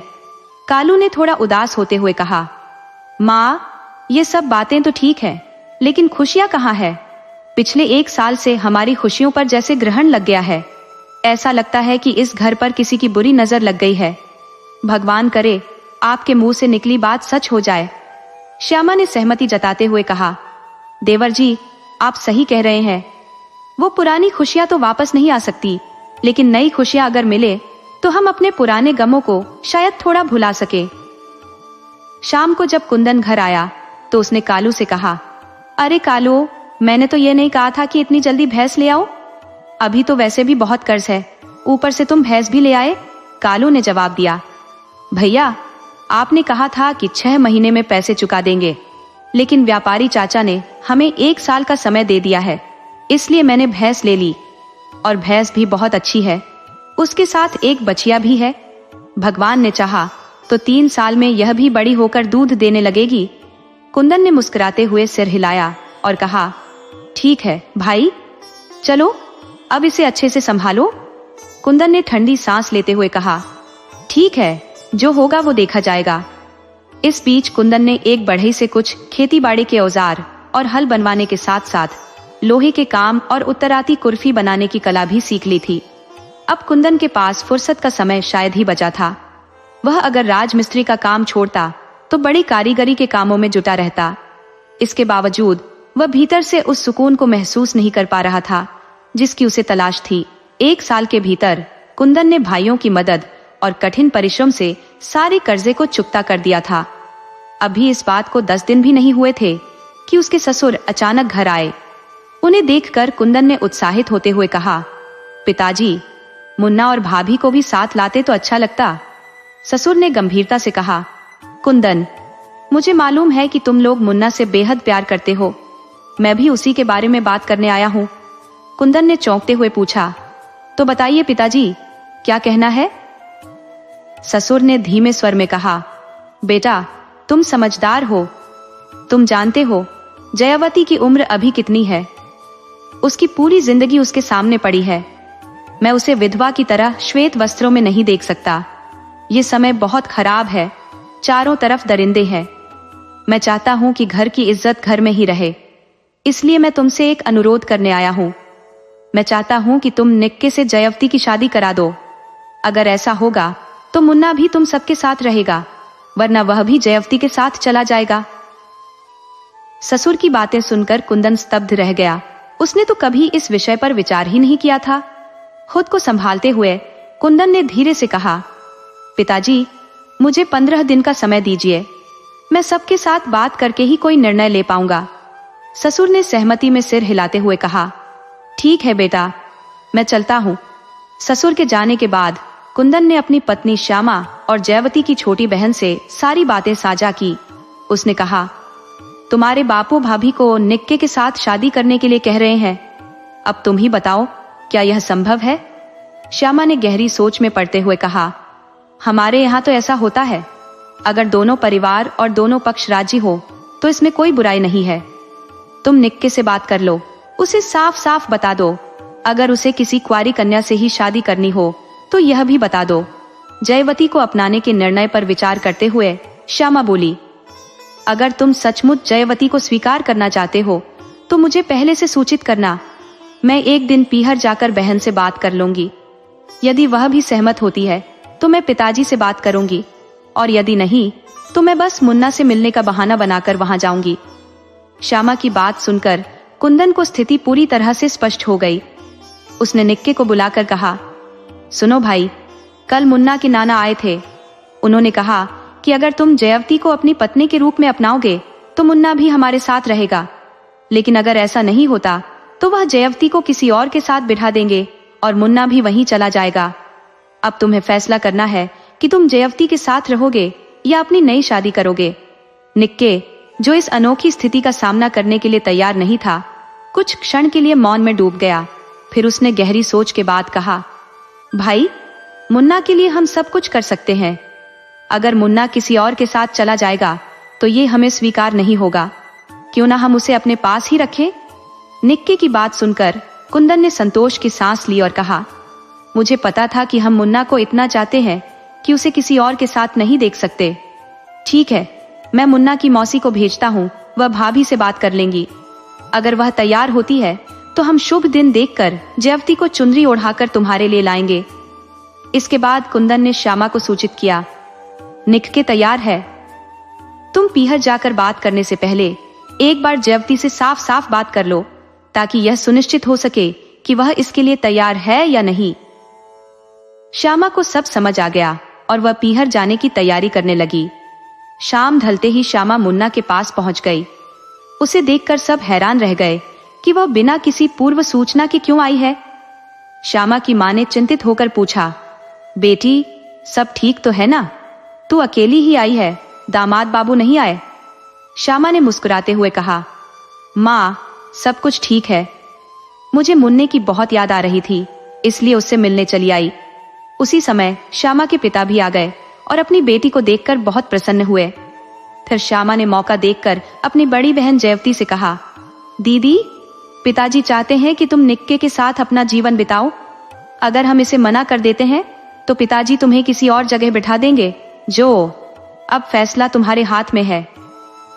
जयवती ने श्यामा की बातों को रोकते हुए उसकी होठों पर अपनी उंगलियां रख दी और कहा, छोटी तुझे अब मेरा हाल जानने की क्या जरूरत? तेरे सवालों में अब समझदारी झलकती है, पर मेरा जीवन तो तभी समाप्त हो गया था जब तेरे जीजा इस संसार को छोड़कर चले गए थे। अब मेरा अस्तित्व केवल मुन्ना के साथ उसके घर में ही है, और दूसरी जगह जाने की बात वो तो तूने सोच भी कैसे लिया? जयवती ने गहरी सांस लेते हुए कहा, तू क्या नहीं जानती कि मुन्ना को इस परिवार में कितनी अहमियत दी जाती है? उसके सभी चाचा उसे अपने प्राणों से भी अधिक मानते हैं। ऐसे में अगर मैं कहीं और चली जाऊं तो क्या तू भरोसा कर सकती है कि वे लोग मुन्ना के साथ वही सम्मान और प्यार से पेश आएंगे?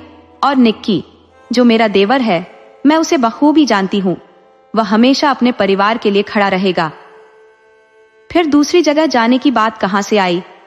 क्यों ना अपने ही घर में हम सब साथ रहें?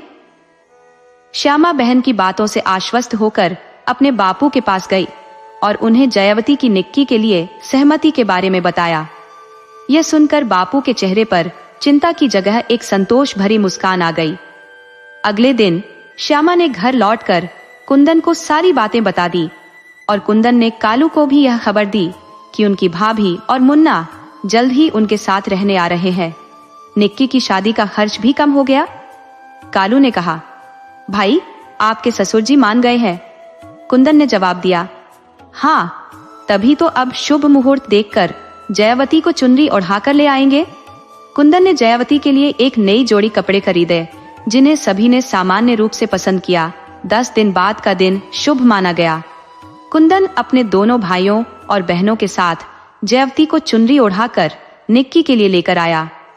सब कुछ सुचारू रूप से चल रहा था और घर में कब कौन सा काम पूरा हो जाता, इसका अंदाजा किसी को नहीं होता था।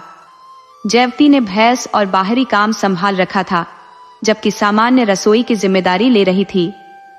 जयवती को घर आए 15 दिन हो गए थे, मगर निक्की अभी भी उससे दूरी बनाए हुए था। श्यामा को भी यह बात खटक रही थी। एक दिन श्यामा ने निक्की से कहा, देवर जी अब तो दीदी के साथ रहा करो, क्यों अभी भी बाहर सोते हो? निक्की ने संकोच भरे स्वर में कहा, भाभी मैं उन्हें बड़ी भाभी की तरह मानता हूँ, तो बताओ मैं उनके साथ कैसे रह सकता हूँ? श्यामा ने यह बात जयवती को बताई और कहा, दीदी तुम निक्की से बात क्यों नहीं करती? उसे समझाओ, अगर इसी तरह दूर रहोगे तो क्या फायदा? जयवती ने शांति से जवाब दिया, तू चिंता मत कर, धीरे धीरे सब ठीक हो जाएगा। मुन्ना उनके पास ही तो है, वक्त के साथ हमारी दूरियां भी मिट जाएंगी। मुझे पता है पहले कदम मुझे ही उठाने होंगे। एक दिन कुंदन और श्यामा छोटी बहन के यहाँ घूमने गए थे और कालू भी व्यापारी के साथ पशु मेला देखने गया था। शाम को जब निक्की खाना खाने आया तब जयवती ने कहा, मुझे अकेले डर लगता है, अभी तक मैं कभी अकेली नहीं रही। निक्की ने जवाब दिया, मुन्ना तो तुम्हारे पास है। और फिर बाहर बरामदे में चारपाई बिछा ली। थोड़ी देर में मुन्ना आकर सो गया। जैसे ही मुन्ना सोया, अचानक बादलों की गर्जना के साथ बिजली कड़कने लगी। जयवती बरामदे में आई और निक्की से बोली, मुन्ना को अंदर सुला दो और तुम भी अपनी चारपाई अंदर कर लो। ये बेमौसम की बारिश है, बरामदे में भीग जाओगे और तबीयत खराब हो जाएगी। निक्की ने उसकी बात मान ली और चारपाई कमरे में ले आया। बारिश तेज हो गई थी। जब मुन्ना सो गया तब जयवती ने निक्की से कहा, जब मेरे बापू और अम्मा ने मुझे तुम्हारे साथ जोड़ दिया है तो फिर तुम मुझसे दूर क्यों रहते हो? हम पति पत्नी हैं और इस रिश्ते को निभाना हमारा कर्तव्य है। निक्की ने उसकी बात समझी और स्वीकार कर ली। दोनों का रिश्ता अब पति पत्नी जैसा हो गया। जब 2 दिन बाद कुंदन और श्यामा लौटे तो श्यामा ने जयवती को सजी धजी देखा और उसके चेहरे पर मुस्कान आ गई। अब जयवती और निक्की पूरी तरह पति पत्नी के रिश्ते में बंध गए थे। कुंदन ने अपने जीवन को पूरी तरह से बदलने का मन बना लिया था। एक बार फिर से उनके घर में खुशी और रौनक लौट आई। कुंदन ने राजमिस्त्री का काम करने के साथ साथ बढ़ई का कार्य भी सीख लिया था। इसके अलावा वह गांव के वैद्य जी से आयुर्वेद की शिक्षा भी ग्रहण करने लगे। कुछ ही समय में कुंदन ने नाड़ी देखकर रोग पहचानने और इलाज का तरीका सीख लिया था। अब केवल व्यावहारिक उपचार की सीख बाकी थी। एक दिन वैद्य जी एक मरीज को देखने के लिए जा रहे थे तो उन्होंने कुंदन को भी साथ चलने को कहा। रास्ते में कुंदन ने कहा, गुरुजी, आज मुझे भरोसा है कि मैं रोगी की नाड़ी देखकर उसकी बीमारी का अनुमान लगा सकता हूँ। जब वे मरीज के घर पहुंचे तो देखा कि मुख्य द्वार के पास अमरूद के पत्ते बिखरे हुए थे। घर के अंदर मरीज पेट दर्द से कराह रहा था। वैद्य जी ने उसका दाहिना हाथ पकड़ा और नाड़ी देखने लगे। इस बीच मरीज के परिवार वाले बेचैन होकर पूछने लगे, वैद्य जी, क्या चिंता की कोई बात है? वैद्य जी ने गंभीर स्वर में कहा, चिंता की बात थी, लेकिन अब जब मैं यहाँ हूँ तो कोई समस्या नहीं है। फिर उन्होंने मरीज से पूछा, तुमने कितने अमरूद खाए? मरीज ने उत्तर दिया, मीठे थे, 2 ही खाए। वैद्य जी ने मुस्कुराते हुए कहा, नमक नहीं लगाया होगा। अगर नमक लगाया होता तो 4 भी खा लेते और कुछ न होता। खैर, अब जो हुआ सो हुआ, गर्म पानी पी लो, आराम आ जाएगा। वैद्य जी ने एक चूर्ण दिया और मरीज ने गर्म पानी के साथ उसे ग्रहण किया। तुरंत ही मरीज को राहत महसूस हुई। वैद्य जी ने उसे 4 पूड़ियां बनाकर दी और कहा, रात सोने से पहले और सुबह खाने के बाद गर्म पानी के साथ लेना। फीस लेकर वे लौटने लगे। रास्ते में कुंदन ने पूछा, गुरुजी, आपने कैसे जाना कि उसने अमरूद खाया है? वैद्य जी ने हंसते हुए उत्तर दिया, रोग की जांच 3 प्रकार से होती है, देखकर, पूछकर और छूकर। मैंने घर के बाहर ताजे अमरूद के पत्ते देखे थे। यह साफ संकेत था कि घर में अमरूद आए हैं और मीठे अमरूद बिना नमक के खा लेने से पेट में दर्द हो सकता है। बाकी मैंने नाड़ी देखकर और पूछकर अपनी पुष्टि की, समझे? कुंदन ने सिर हिलाते हुए कहा, समझ गया गुरुजी। वैद्य जी ने कहा, रोग की पहचान में सूक्ष्म अवलोकन की आवश्यकता होती है। ये गुण धीरे धीरे विकसित होता है। कुंदन ने रात भर इस पर विचार किया और अगली सुबह वह फिर से वैद्य जी के पास पहुंच गया। वैद्य जी ने उसे विस्तार से समझाया और इसके बाद कुंदन का इस क्षेत्र में नाम फैल गया। आसपास के गांवों में उसकी खूब चर्चा होने लगी। कुंदन ने अपने गुरु से एक महत्वपूर्ण शिक्षा ली थी। गरीबों से कभी पैसा नहीं लेना चाहिए। सक्षम व्यक्तियों से अवश्य लेना चाहिए ताकि गरीबों की सहायता की जा सके। उसने यह भी सीखा कि सूदखोरों से मेहनताना और समय की भरपाई के लिए अधिक पैसे लेने चाहिए। कुंदन ने यह संघर्ष जारी रखा और अपने दोनों भाइयों निक्के और कालू को भी संगठित रखा। दोनों भाई किसी भी छोटे से छोटे काम को भी कुंदन से पूछे बिना नहीं करते थे। समय बीतने के साथ जीवन के कटुघाव भी अपने आप भर जाते हैं और यही कुंदन और उसके परिवार के साथ भी हुआ। धीरे धीरे उनके परिवार में सब कुछ सामान्य से भी बेहतर हो गया। अब उनके घर में फिर से खुशियों की बहार लौट आई थी। हालांकि कुंदन के हृदय के किसी कोने में अपने बड़े भाई की मृत्यु का दर्द सदा के लिए गहरे में बैठा हुआ था। वह यह भली भांति जानता था कि जब उसका बड़ा भाई जीवित था तब किसी चिंता की कोई आवश्यकता नहीं थी, क्योंकि वह सब संभाल लेता था। लेकिन अब जब वह खुद परिवार का मुखिया बन गया था तो उसे यह सुनिश्चित करना था कि पूरे परिवार की जिम्मेदारियों को बखूबी निभाए। ये उसके लिए एक विशाल जिम्मेदारी थी जिसे उसने अत्यधिक समर्पण और कुशलता से निभाया। अपने 2 छोटे भाइयों को कुंदन ने एक ही मूल मंत्र दिया, हमें आपस में कभी नहीं लड़ना चाहिए, चाहे कैसी भी परिस्थितियां हों। बाहरी लोग हमारी खुशियों में आग लगाने की कोशिश करेंगे, लेकिन हमें किसी की बातों में नहीं आना है। हमें अपने कर्तव्यों पर डटे रहकर अपने बड़े भाई और माँ के सम्मान की रक्षा के लिए हमेशा तैयार रहना है। कुंदन ने जीवन में जो भी कार्य सीखे थे, उन सब के माध्यम से वह अपने परिवार की समस्त जिम्मेदारियों को बखूबी निभा रहा था। जयवती के आगमन के बाद तो परिवार में और भी खुशहाली छा गई।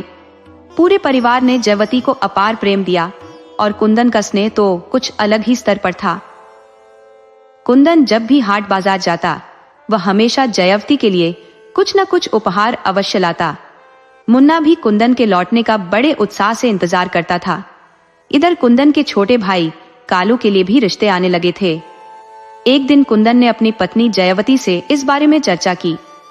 जयवती ने कुछ सोचते हुए कहा, नहीं, कालू के लिए हमारी सगी बहन को नहीं लाएंगे। एक ही घर में 3 सगी बहनों का होना सही नहीं है। कुंदन के साले ने भी इस बात का समर्थन किया और कालू का रिश्ता किसी अन्य लड़की से तय हो गया। अब तीनों भाइयों के घरों में उनकी अपनी अपनी पत्नियां थी और सब कुछ शांतिपूर्वक चल रहा था। लेकिन फिर गांव में भारी बारिश और बाढ़ की वजह से सभी फसलें नष्ट हो गई। सरकार ने राहत सामग्री के रूप में अनाज और कपड़े बांटना शुरू किया। कुंदन को भी तीनों बहुओं के लिए कपड़े मिले। पुरुषों के लिए धोती और कुर्ता का कपड़ा आया, लेकिन कुंदन ने सोचा कि यह साधारण धोती नई बहू को शायद पसंद ना आए, इसलिए उसने बाजार से एक छपी हुई साड़ी खरीद ली और कालू की पत्नी को दे दी। यहीं पर कुंदन से एक बड़ी गलती हो गई। जब जयवती ने यह देखा कि उसकी बहन के लिए छपी हुई साड़ी लाई गई है, तो उसे लगा कि उसके साथ अन्याय हुआ है। वह गुस्से में बोली, क्या हम बूढ़ी हो गए हैं जो हमें सफेद किनारे वाली धोती पहनने को दी जा रही है? मैं यह साधारण धोती नहीं पहनूंगी, मुझे भी छपी हुई साड़ी चाहिए। कुंदन की छोटी बहन ने जयवती को समझाने की कोशिश की। बुढ़िया तो नहीं, लेकिन घर पर पहनने में क्या हर्ज है, हम इसे रंगवा देंगे और यह सुंदर हो जाएगी। लेकिन जयवती का गुस्सा और बढ़ गया। उसने स्पष्ट कह दिया, मैं यह धोती नहीं पहनूंगी। अगर मुझे भी वही छपी हुई धोती नहीं मिली तो मैं इसे पहनने से इनकार करती हूँ। कुंदन ने पहली बार जयवती का यह क्रोधमय रूप देखा, जिससे वह गहन विचार में डूब गया। शायद यही वह वजह थी कि जयवती ने कालू के लिए छोटी साली की शादी से इनकार कर दिया था। देवरानी की जरूरत महसूस होती थी, पर जेठानी का गुस्सा शायद बहन पर लागू नहीं होता। कुंदन ने उस वक्त कुछ नहीं कहा, बस सीधा जाकर जयवती से बोला, भाभी, तुम्हारे लिए भी छपी हुई धोती ले आता हूँ। कुंदन ने पहले भीड़भाड़ में संघर्ष किया था, लंबी कतारों में धक्के खाए थे, पर उसने बिना समय गंवाए फिर से बाजार का रुख किया। उसी डिजाइन की अलग रंग की साड़ी खरीद कर लाया। गुस्से में दोनों छपी हुई साड़ियां जयवती को थमाते हुए बोला, लो भाभी, इनमें से जो चाहे चुन लो। मगर जयवती ने वही साड़ी चुनी जो पहले से कालू की पत्नी के लिए लाई गई थी। कुंदन ने अपने भीतर का दर्द दबा लिया और शाम को दोनों छोटे भाइयों को बुलाया। उनसे कहा, भाइयों, अब हम सभी एक बराबर हो चुके हैं। तुम दोनों भी अपनी कमाई करते हो और जो कुछ भी कमाते हो वह मुझे सौंपते हो। मैं घर के सभी खर्चों का हिसाब किताब संभालता हूँ। भाई और माँ के जाने के बाद से मैं यह जिम्मेदारी निभा रहा हूँ। पर अब मैं तुम्हें एक महत्वपूर्ण बात बताना चाहता हूँ। ध्यान से सुनो भाइयों, भाई हमेशा साथ नहीं रहते। कभी न कभी किसी न किसी बहाने से विवाद होते हैं, झगड़े होते हैं और अंततः बंटवारे की नौबत आ ही जाती है। ये दुनिया की रीत है। भाई भाई को छोड़ो, बाप बेटे भी साथ नहीं रहते। इसलिए मैं सोचता हूँ कि अब हमें अलग हो जाना चाहिए, ताकि बाहर वालों की नजरों में हम पर कोई आंच ना आए। हमारे पास 3 कमरे हैं, हर एक को एक एक कमरा मिल जाएगा। सभी अपने अपने चूल्हे अलग कर लें, जो चाहे बनाएं और खाएं। मुन्ना की बात करें तो उसकी जिम्मेदारी हम तीनों की है। वह जहां चाहे जो चाहे खा सकता है, उसे रोकने टोकने की कोई आवश्यकता नहीं है। जब वह पढ़ लिख कर बड़ा हो जाएगा और उसकी शादी होगी, तब मकान की व्यवस्था हम तीनों को मिलकर करनी होगी। हमारी संपत्ति कुछ खास नहीं है, बस यह मकान ही है। बाकी जो कुछ है हमें मेहनत से हासिल करना होगा। कुंदन ने आगे कहा, भाइयों, एक और बात, आने वाले समय में जो भी वैवाहिक कार्यक्रम होंगे, उसमें मेहमान नवाजी की जिम्मेदारी सभी की समान रूप से होगी। अगर किसी को इस पर कोई आपत्ति है तो अभी बताओ। दोनों छोटे भाइयों ने जवाब दिया, भाई, अब बंटवारा जरूरी है। कुंदन ने एक गहरी सांस ली और बोला, तुम दोनों मुझे सम्मान देते हो और मैं तुम्हें उतना ही प्यार करता हूँ जितना कि मुन्ना को, लेकिन फिर भी किसी दिन कामकाज या किसी और बात को लेकर हमारी घरवालियों में झगड़ा हुआ तो हमें नुकसान भुगतना पड़ेगा। जब पड़ोसियों का घर जलता है तो उसकी तपिश हमें भी महसूस होती है। अगर झगड़ा हुआ तो इसके दूरगामी परिणाम होंगे और यह सिर्फ घर के कामकाज या खाने तक सीमित नहीं रहेगा। जब तक हम अलग नहीं होंगे यह आग बुझ नहीं सकती। इसलिए मेरे भाइयों, हमें किसी को कोई मौका दिए बिना चुपचाप अलग हो जाना चाहिए, ताकि जब लोग जाने तब हमारी मिसाल दी जाए। उन तीनों भाइयों से कुछ सीखो जो बिना किसी को भनक लगे चुपचाप अलग हो गए। अब हमारे साथ यही बात है, कोई भी अलग हो जाए तो औरतों के झगड़े या बच्चों के बहाने का असर हम पर नहीं पड़ना चाहिए। हमें उन्हें साफ साफ कहना होगा कि अपने झगड़े प्यार मोहब्बत में रहे, जैसे भी रहना चाहे, लेकिन हमारी आपसी समझ में दरार डालने की कोशिश न करें। अगर उन्होंने ऐसा किया तो परिणाम गंभीर होंगे। अपनी लड़ाई झगड़े अपनी ही हद में रखना, बच्चों के झगड़ों से दूर रहना, क्योंकि बच्चे लड़कर फिर से खेलते हैं, ये बात समझ में आनी चाहिए। इतना कहने के बाद कुंदन ने अपने भाइयों से कहा, कल हम तीनों औरतों के साथ बंटवारा कर लेंगे। अगले दिन तीनों भाई घर पर ही रहे। खाना खाकर इकट्ठा हुए। सबसे पहले जयवती से बात शुरू की। कुंदन ने कहा, आज हम तीनों भाई अलग हो रहे हैं, तुम घर की सबसे बड़ी हो, बताओ कौन सा कमरा लोगी। निक्के और कालू ये सोच रहे थे कि शायद जयवती छोटे के लिए कहेगी, लेकिन उनकी सोच गलत साबित हुई। जयवती ने तुरंत बीच वाला कमरा मांग लिया। फिर छोटी से पूछा गया, अब तुम बताओ कौन सा कमरा चाहोगी। उसने आशा के अनुरूप जवाब दिया, जो आप देंगे वही मंजूर है। कुंदन ने कहा, नहीं, तुम खुद बताओ कि तीनों कमरों में से तुम्हें कौन सा चाहिए। तब उसने कहा, जब हम तीनों एक एक कमरे में रह ही रहे थे और बड़ी जी को बीच वाला चाहिए, तो मैं उसी कमरे में रहूंगी जिसमें अब तक रह रही हूँ। निक्की ने कहा, जब हम अब तक पूर्वी कोने के कमरे में रह रहे थे तो अब क्यों नहीं, कमरे तो तीनों ही बराबर है। जयवती ने कहा, नहीं, मुझे बीच वाला ही कमरा चाहिए। श्यामा ने तब कहा, छोटी, तुम इनमें से जो चाहो वो कमरा ले लो। फिर भी उसने वही कहा, जी, आप जैसा कहेंगी मैं उसी में रहूंगी। कालू ने कहा, कोई बात नहीं भाभी, हम पूर्वी छोर वाला कमरा ले लेंगे। आप जिस कमरे में रह रही हैं उसी में रहे, कम से कम एक जगह स्थिरता तो बनी रहेगी। इसके बाद रुपए पैसे, अनाज, आटा दाल और यहाँ तक कि जेवरों का भी बंटवारा कर दिया गया। कुंदन ने कहा, अब तुम सब अपना अपना सामान समेटकर अपने अपने कमरों में रख लो। कल से सब अपना खाना खुद बनाएंगे। जो बनाना है वो बनाओ और खाओ। ये बंटवारा सिर्फ घर के भीतर का है, बाहर की दुनिया में किसी झगड़े का कोई हिस्सा नहीं है। जानवरों को 3 बार चारा, पानी देना और गोबर साफ करना एक दिन के हिसाब से बारी बारी से सभी करेंगी। जिस दिन जिसकी बारी होगी वह उस दिन का दूध, दही और लस्सी भी देखेगी। हम जो कमाएंगे वो अपने हिस्से से अपनी अपनी पत्नी के पास रखेंगे। भैंस के चुन्नी छोकर का प्रबंध हम तीनों मिलकर करेंगे, इसमें कोई कसर नहीं छोड़नी चाहिए। अगर किसी को कुछ गलत लगे तो अभी बोल दे। तब जयवती ने पूछा, मेरे एक सीन वाले का क्या होगा। सभी ने कहा, उसका ध्यान रखना, अगर कुछ गलत हो तो हमें जरूर बताना। कुंदन ने सभी को अलग अलग कर तो दिया, लेकिन वह खुद कभी अलग नहीं हो पाया। उसका काम ही ऐसा था कि उसे पैसों की कमी नहीं होती थी। वह हमेशा काम में जुटा रहता। राजमिस्त्री के काम के साथ साथ उसे वक्त मिलता तो वह आयुर्वेदिक नुस्खे तैयार करता। छोटी बड़ी बीमारियों के लिए उसके पास कई तरह की औषधियां होती। कभी कभी वह पेट दर्द की गोलियां बनाता, जो किसी भी प्रकार के पेट दर्द से तुरंत राहत देती थी। गांवों में यह समस्या आम थी और कुंदन के नुस्खे काफी मशहूर हो गए थे। वह हमेशा अपने गुरु की हिदायतों का पालन करता और किसी गरीब या जरूरतमंद से पैसे नहीं लेता। वह अमीरों से इस घाटे की भरपाई कर लेता था। इस प्रकार उसकी सामाजिक प्रतिष्ठा भी बनी रहती और लोग उसे खूब दुआएं देते। लेकिन इन दुआओं का कोई प्रत्यक्ष असर उसकी गृहस्थी पर नहीं दिखाई देता था। तीनों भाइयों के चूल्हे अलग अलग जलने लगे और यह बात धीरे धीरे पूरे गांव में फैल गई। जो लोग कुंदन के करीबी थे वे उससे मिलने आते और बंटवारे का कारण पूछते। लेकिन जब कुंदन ने उन्हें अपना निर्णय बताया तो सभी उसे सराहते। हालांकि एक दिन मोहल्ले के एक व्यक्ति ने कुंदन के छोटे भाई से झगड़ा करने का दुस्साहस किया। उसे लगा कि अब तीनों भाई अलग हो गए हैं, इसलिए वह उन पर हावी हो सकता है।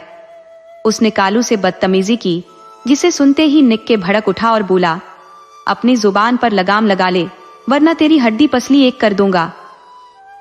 उसी वक्त कुंदन ने दूर से आवाज लगाई, निक्के, उसे पकड़, मैं आ रहा हूं।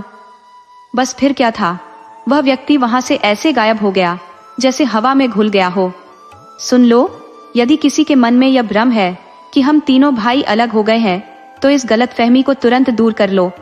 हम चाहे घर के भीतर अलग अलग रहते हो, पर बाहर की दुनिया के लिए हम हमेशा एक हैं। मैंने ये अलग चूल्हे सिर्फ घर में शांति बनाए रखने के लिए किए हैं। बाहरी लोगों के लिए हम आज भी एक हैं और हमेशा रहेंगे। अगर भरोसा न हो तो दीना से पूछ लेना, जो अभी अभी अपनी जान बचाकर भागा है। उसे छठी का दूध याद दिला देते, पर मैंने उसे छोड़ दिया। पर चेतावनी है, आगे से कोई ऐसी गलती मत करना, वरना हम उसे उसके घर में घुसकर सबक सिखाएंगे। लोग जो कुंदन के शुभचिंतक थे, दीना को समझाने लगे कि अच्छा हुआ समय रहते भाग गया, वरना कालू से टकराकर सही सलामत वापस नहीं आता। कुंदन और निक्के को कालू से बेहद लगाव था, लेकिन कुंदन ने घर की महिलाओं के झगड़े से तंग आकर चूल्हे अलग कर दिए थे ताकि शांति बनी रहे। महिलाओं का झगड़ा घर का चयन भंग कर रहा था, इसलिए कुंदन ने यह फैसला लिया कि सभी अपना खाना अलग अलग बनाएंगी। इसके बाद भी कुंदन की गृहस्थी सुखी नहीं हो पाई। कई वर्षों के बाद कुंदन के घर एक बेटा पैदा हुआ, लेकिन वह 5 दिन बाद ही दुनिया से चला गया। जयवती ने बताया कि उसे जरौली हो गई थी। कुंदन ने गुस्से में कहा, जब उसकी तबीयत खराब थी तो मुझे क्यों नहीं बताया? अगली बार उसने पत्नी को साफ हिदायत दी कि किसी भी बात को मुझसे छिपाना मत। मैं कालू की पत्नी को कह दूंगा, तुम उसे सब बता देना और मुन्ना को भी सूचित करना। लेकिन कुंदन का दुर्भाग्य पीछा नहीं छोड़ रहा था। उसका दूसरा बेटा भी बीमारी के कारण चल बसा और उसकी मौत रहस्यमयी बनी रही। अब कुंदन ने तय कर लिया कि अगली बार वह किसी और को नहीं बुलाएगा। वह सुमित्रा को घर ले आएगा ताकि वह उसकी पत्नी के साथ रहे। लेकिन किस्मत की मार से पहले ही कुंदन की छोटी बहन एक बीमारी की चपेट में आकर इस दुनिया को अलविदा कह गई। इस हादसे ने कुंदन और उसके भाइयों को भीतर तक हिलाकर रख दिया। हालांकि ईश्वर की मर्जी के आगे सभी को सिर झुकाना पड़ता है। समय बीतने के साथ जयावती 2 और बेटों की मां बन चुकी थी। मुन्ना अब ज्यादातर श्यामा के साथ रहता, जिससे उसका अकेलापन दूर हो जाता। निक्के की किसानी से कमाई अब बहुत कम हो गई थी और घर चलाना मुश्किल हो रहा था। कुंदन इन सब परेशानियों से वाकिफ था, इसलिए वह समय समय पर निक्के की आर्थिक मदद कर दिया करता था। कभी कभी कालू को भी उस मदद की जरूरत पड़ जाती थी। निक्के और कालू हर कदम पर कुंदन की राय लेने से कभी नहीं चूकते थे। छोटी से छोटी और बड़ी से बड़ी हर बात कुंदन के साथ साझा होती थी। परंतु जब कुंदन को यह मालूम हुआ कि उसके ही दोनों बच्चों की हत्या की साजिश जयवती ने रची थी, तो वह टूट गया। उसे समझ आ गया था कि अगर शमा के बच्चे होंगे तो वह उसके अपने बच्चों की देखभाल नहीं करेगी। यही सोच हमेशा कुंदन के मन में रहती थी और उसने कई बार अपनी पत्नी शमा से यह बात कही भी थी। कहावत है ना, जिसे खुद परमात्मा का सहारा हो, उसे दुनिया का कोई बैरी कुछ नहीं बिगाड़ सकता। कुंदन की यही बातें श्यामा को सुकून देती थी और उसने भी खुद को खुश रखने की कोशिश करना शुरू कर दिया था। उसके भीतर दूसरों की मदद करने की भावना भी जाग उठी थी। वह परिवार के अलावा अन्य लोगों की भी मदद करने लगी। जो भी जरूरतमंद आता, उसे वह मामूली ब्याज पर धन दे देती थी। शायद इसी नेक काम के फलस्वरूप किसी की दुआ कुंदन के परिवार को लग गई। इस बार शमा ने एक कन्या को जन्म दिया, जो आज भी हंसते खेलते जीवन जी रही है। उस कन्या के जन्म के बाद से कुंदन के घर में मानो खुशियों का झरना बहने लगा। गांव का बड़ा काम जो दूसरे गांव का व्यक्ति करता था, उसने हमेशा के लिए अपने गांव लौटने का निर्णय लिया। जाते जाते उसने गांव के किसानों को यह सलाह दी कि अब से अपने सभी काम कुंदन से ही करवा ले, क्योंकि वह अच्छे से काम करेगा। धीरे धीरे लोग कुंदन से संपर्क करने लगे और उसने भी सभी काम स्वीकार कर लिए। एक और समस्या यह थी कि गांव में किसानों की हालत अब पहले जैसी नहीं रही थी। लोग अपनी जरूरतें पूरी नहीं कर पा रहे थे और मकान बनाने का काम भी सिर्फ नौकरी पेशा लोगों तक सीमित हो गया था। ऐसे में राजमिस्त्री का काम ठप्प पड़ गया था। कुंदन के पास अब किसानों का पूरा काम आ गया, लेकिन उसके बदले नकदी के बजाय उसे अनाज मिलता था। अगर किसी की फसल अच्छी होती तो वे बीज, सब्जियां, खरबूजा, तरबूज, ककड़ी और खीरे जैसी चीजें कुंदन को दे जाते थे, जो उसके भाइयों के लिए भी पर्याप्त हो जाती थी। कुंदन के पास करीब 100 किसानों का काम था और इस प्रकार उसका जीवन नए सिरे से व्यवस्थित हो गया। हर साल कुंदन के पास लगभग 100 मन अनाज हो जाता था, जो उस समय एक बड़ी संपत्ति मानी जाती थी। कुंदन और उसके भाई इस संपन्नता में आनंदमय जीवन बिता रहे थे। कुंदन की बेटी के 2 साल बाद एक बेटे का जन्म हुआ और इस अवसर पर कुंदन ने एक भव्य भोज का आयोजन किया, जिसमें आसपास के 22 गांवों के लोग आमंत्रित थे। इस आयोजन ने कुंदन के परिवार की प्रतिष्ठा और बढ़ा दी। काम के मामले में कुंदन ने कभी कोई समझौता नहीं किया। उसने किसानों को पहले से ही सूचित कर रखा था कि लोहे के सभी उपकरण जैसे कुदाल, खुरपी, दराती, हल के फल और चारा काटने की मशीन का काम केवल रविवार को किया जाएगा, जबकि अन्य दिनों में किसी भी काम को पूरा किया जा सकता था। किसानों को समय पर काम मिल रहा था और वे बहुत खुश थे। समय का चक्र ऐसा ही होता है। जो बच्चे कभी अपने ननिहाल में मामियों की फटकार सुनकर चुप रहते थे, वे अब एक बेहतर जीवन जी रहे थे। ये वही समय का फेर था जिसने कुंदन को उस मुकाम पर पहुंचाया। जब कुंदन अपनी मां के साथ गांव वापस आया था, तब जिन लोगों ने उसका विरोध किया था, वे सभी आज उसकी पत्नी के कर्जदार थे। बिना कुंदन के उनका चूल्हा नहीं जलता था। धीरे धीरे पूरे गांव और आसपास के इलाकों में लोग कुंदन को बापू कहने लगे। गांव में ऐसा कोई काम नहीं था जिसमें बापू कुंदन को बुलाया न जाता हो। कुंदन ने अपने भाइयों का साथ कभी नहीं छोड़ा, लेकिन उसके भाई अपनी पत्नियों और बच्चों के बहकावे में आ गए। समय का चक्र फिर से घूम गया और उनके बीच बातचीत बंद हो गई। हालांकि कुंदन को इससे कोई फर्क नहीं पड़ा। निक्के ने भी कभी कुंदन की बेइज्जती नहीं की। जवती ने जैसा किया वैसा ही भोगा, पर छोटा भाई कालो अपने जीवन में कभी खुश नहीं रह पाया, क्योंकि वह खुद कहता था कि उसने अपने बड़े भाई कुंदन को पिता समान माना और उसी का अपमान अपनी पत्नी और बच्चों के कहने में आकर किया। समय का फेर ही था कि कुंदन ने सभी समस्याओं का हल पा लिया। जिसने अपने कर्तव्य का पालन किया और किसी के साथ अन्याय नहीं किया, उसके साथ परमात्मा स्वयं होते हैं। कुंदन का जीवन इसका सजीव उदाहरण था। कुंदन के बच्चे भी पढ़ लिख कर जीवन में सफल हो गए और वह अपने भाइयों से भी अधिक संपन्न हो गया। जयवती का जीवन कठिनाइयों में बीता, जबकि निक्के ने कभी भी अपने बड़े भाई को जवाब नहीं दिया। तो यह था समय का फेर, जिसने कुंदन की जिंदगी को एक नए मुकाम तक पहुंचाया। यदि यह कहानी आपको पसंद आई हो तो कृपया हमारे चैनल को सब्सक्राइब करें, वीडियो को लाइक करें और दूसरों के साथ शेयर करें। राधे राधे।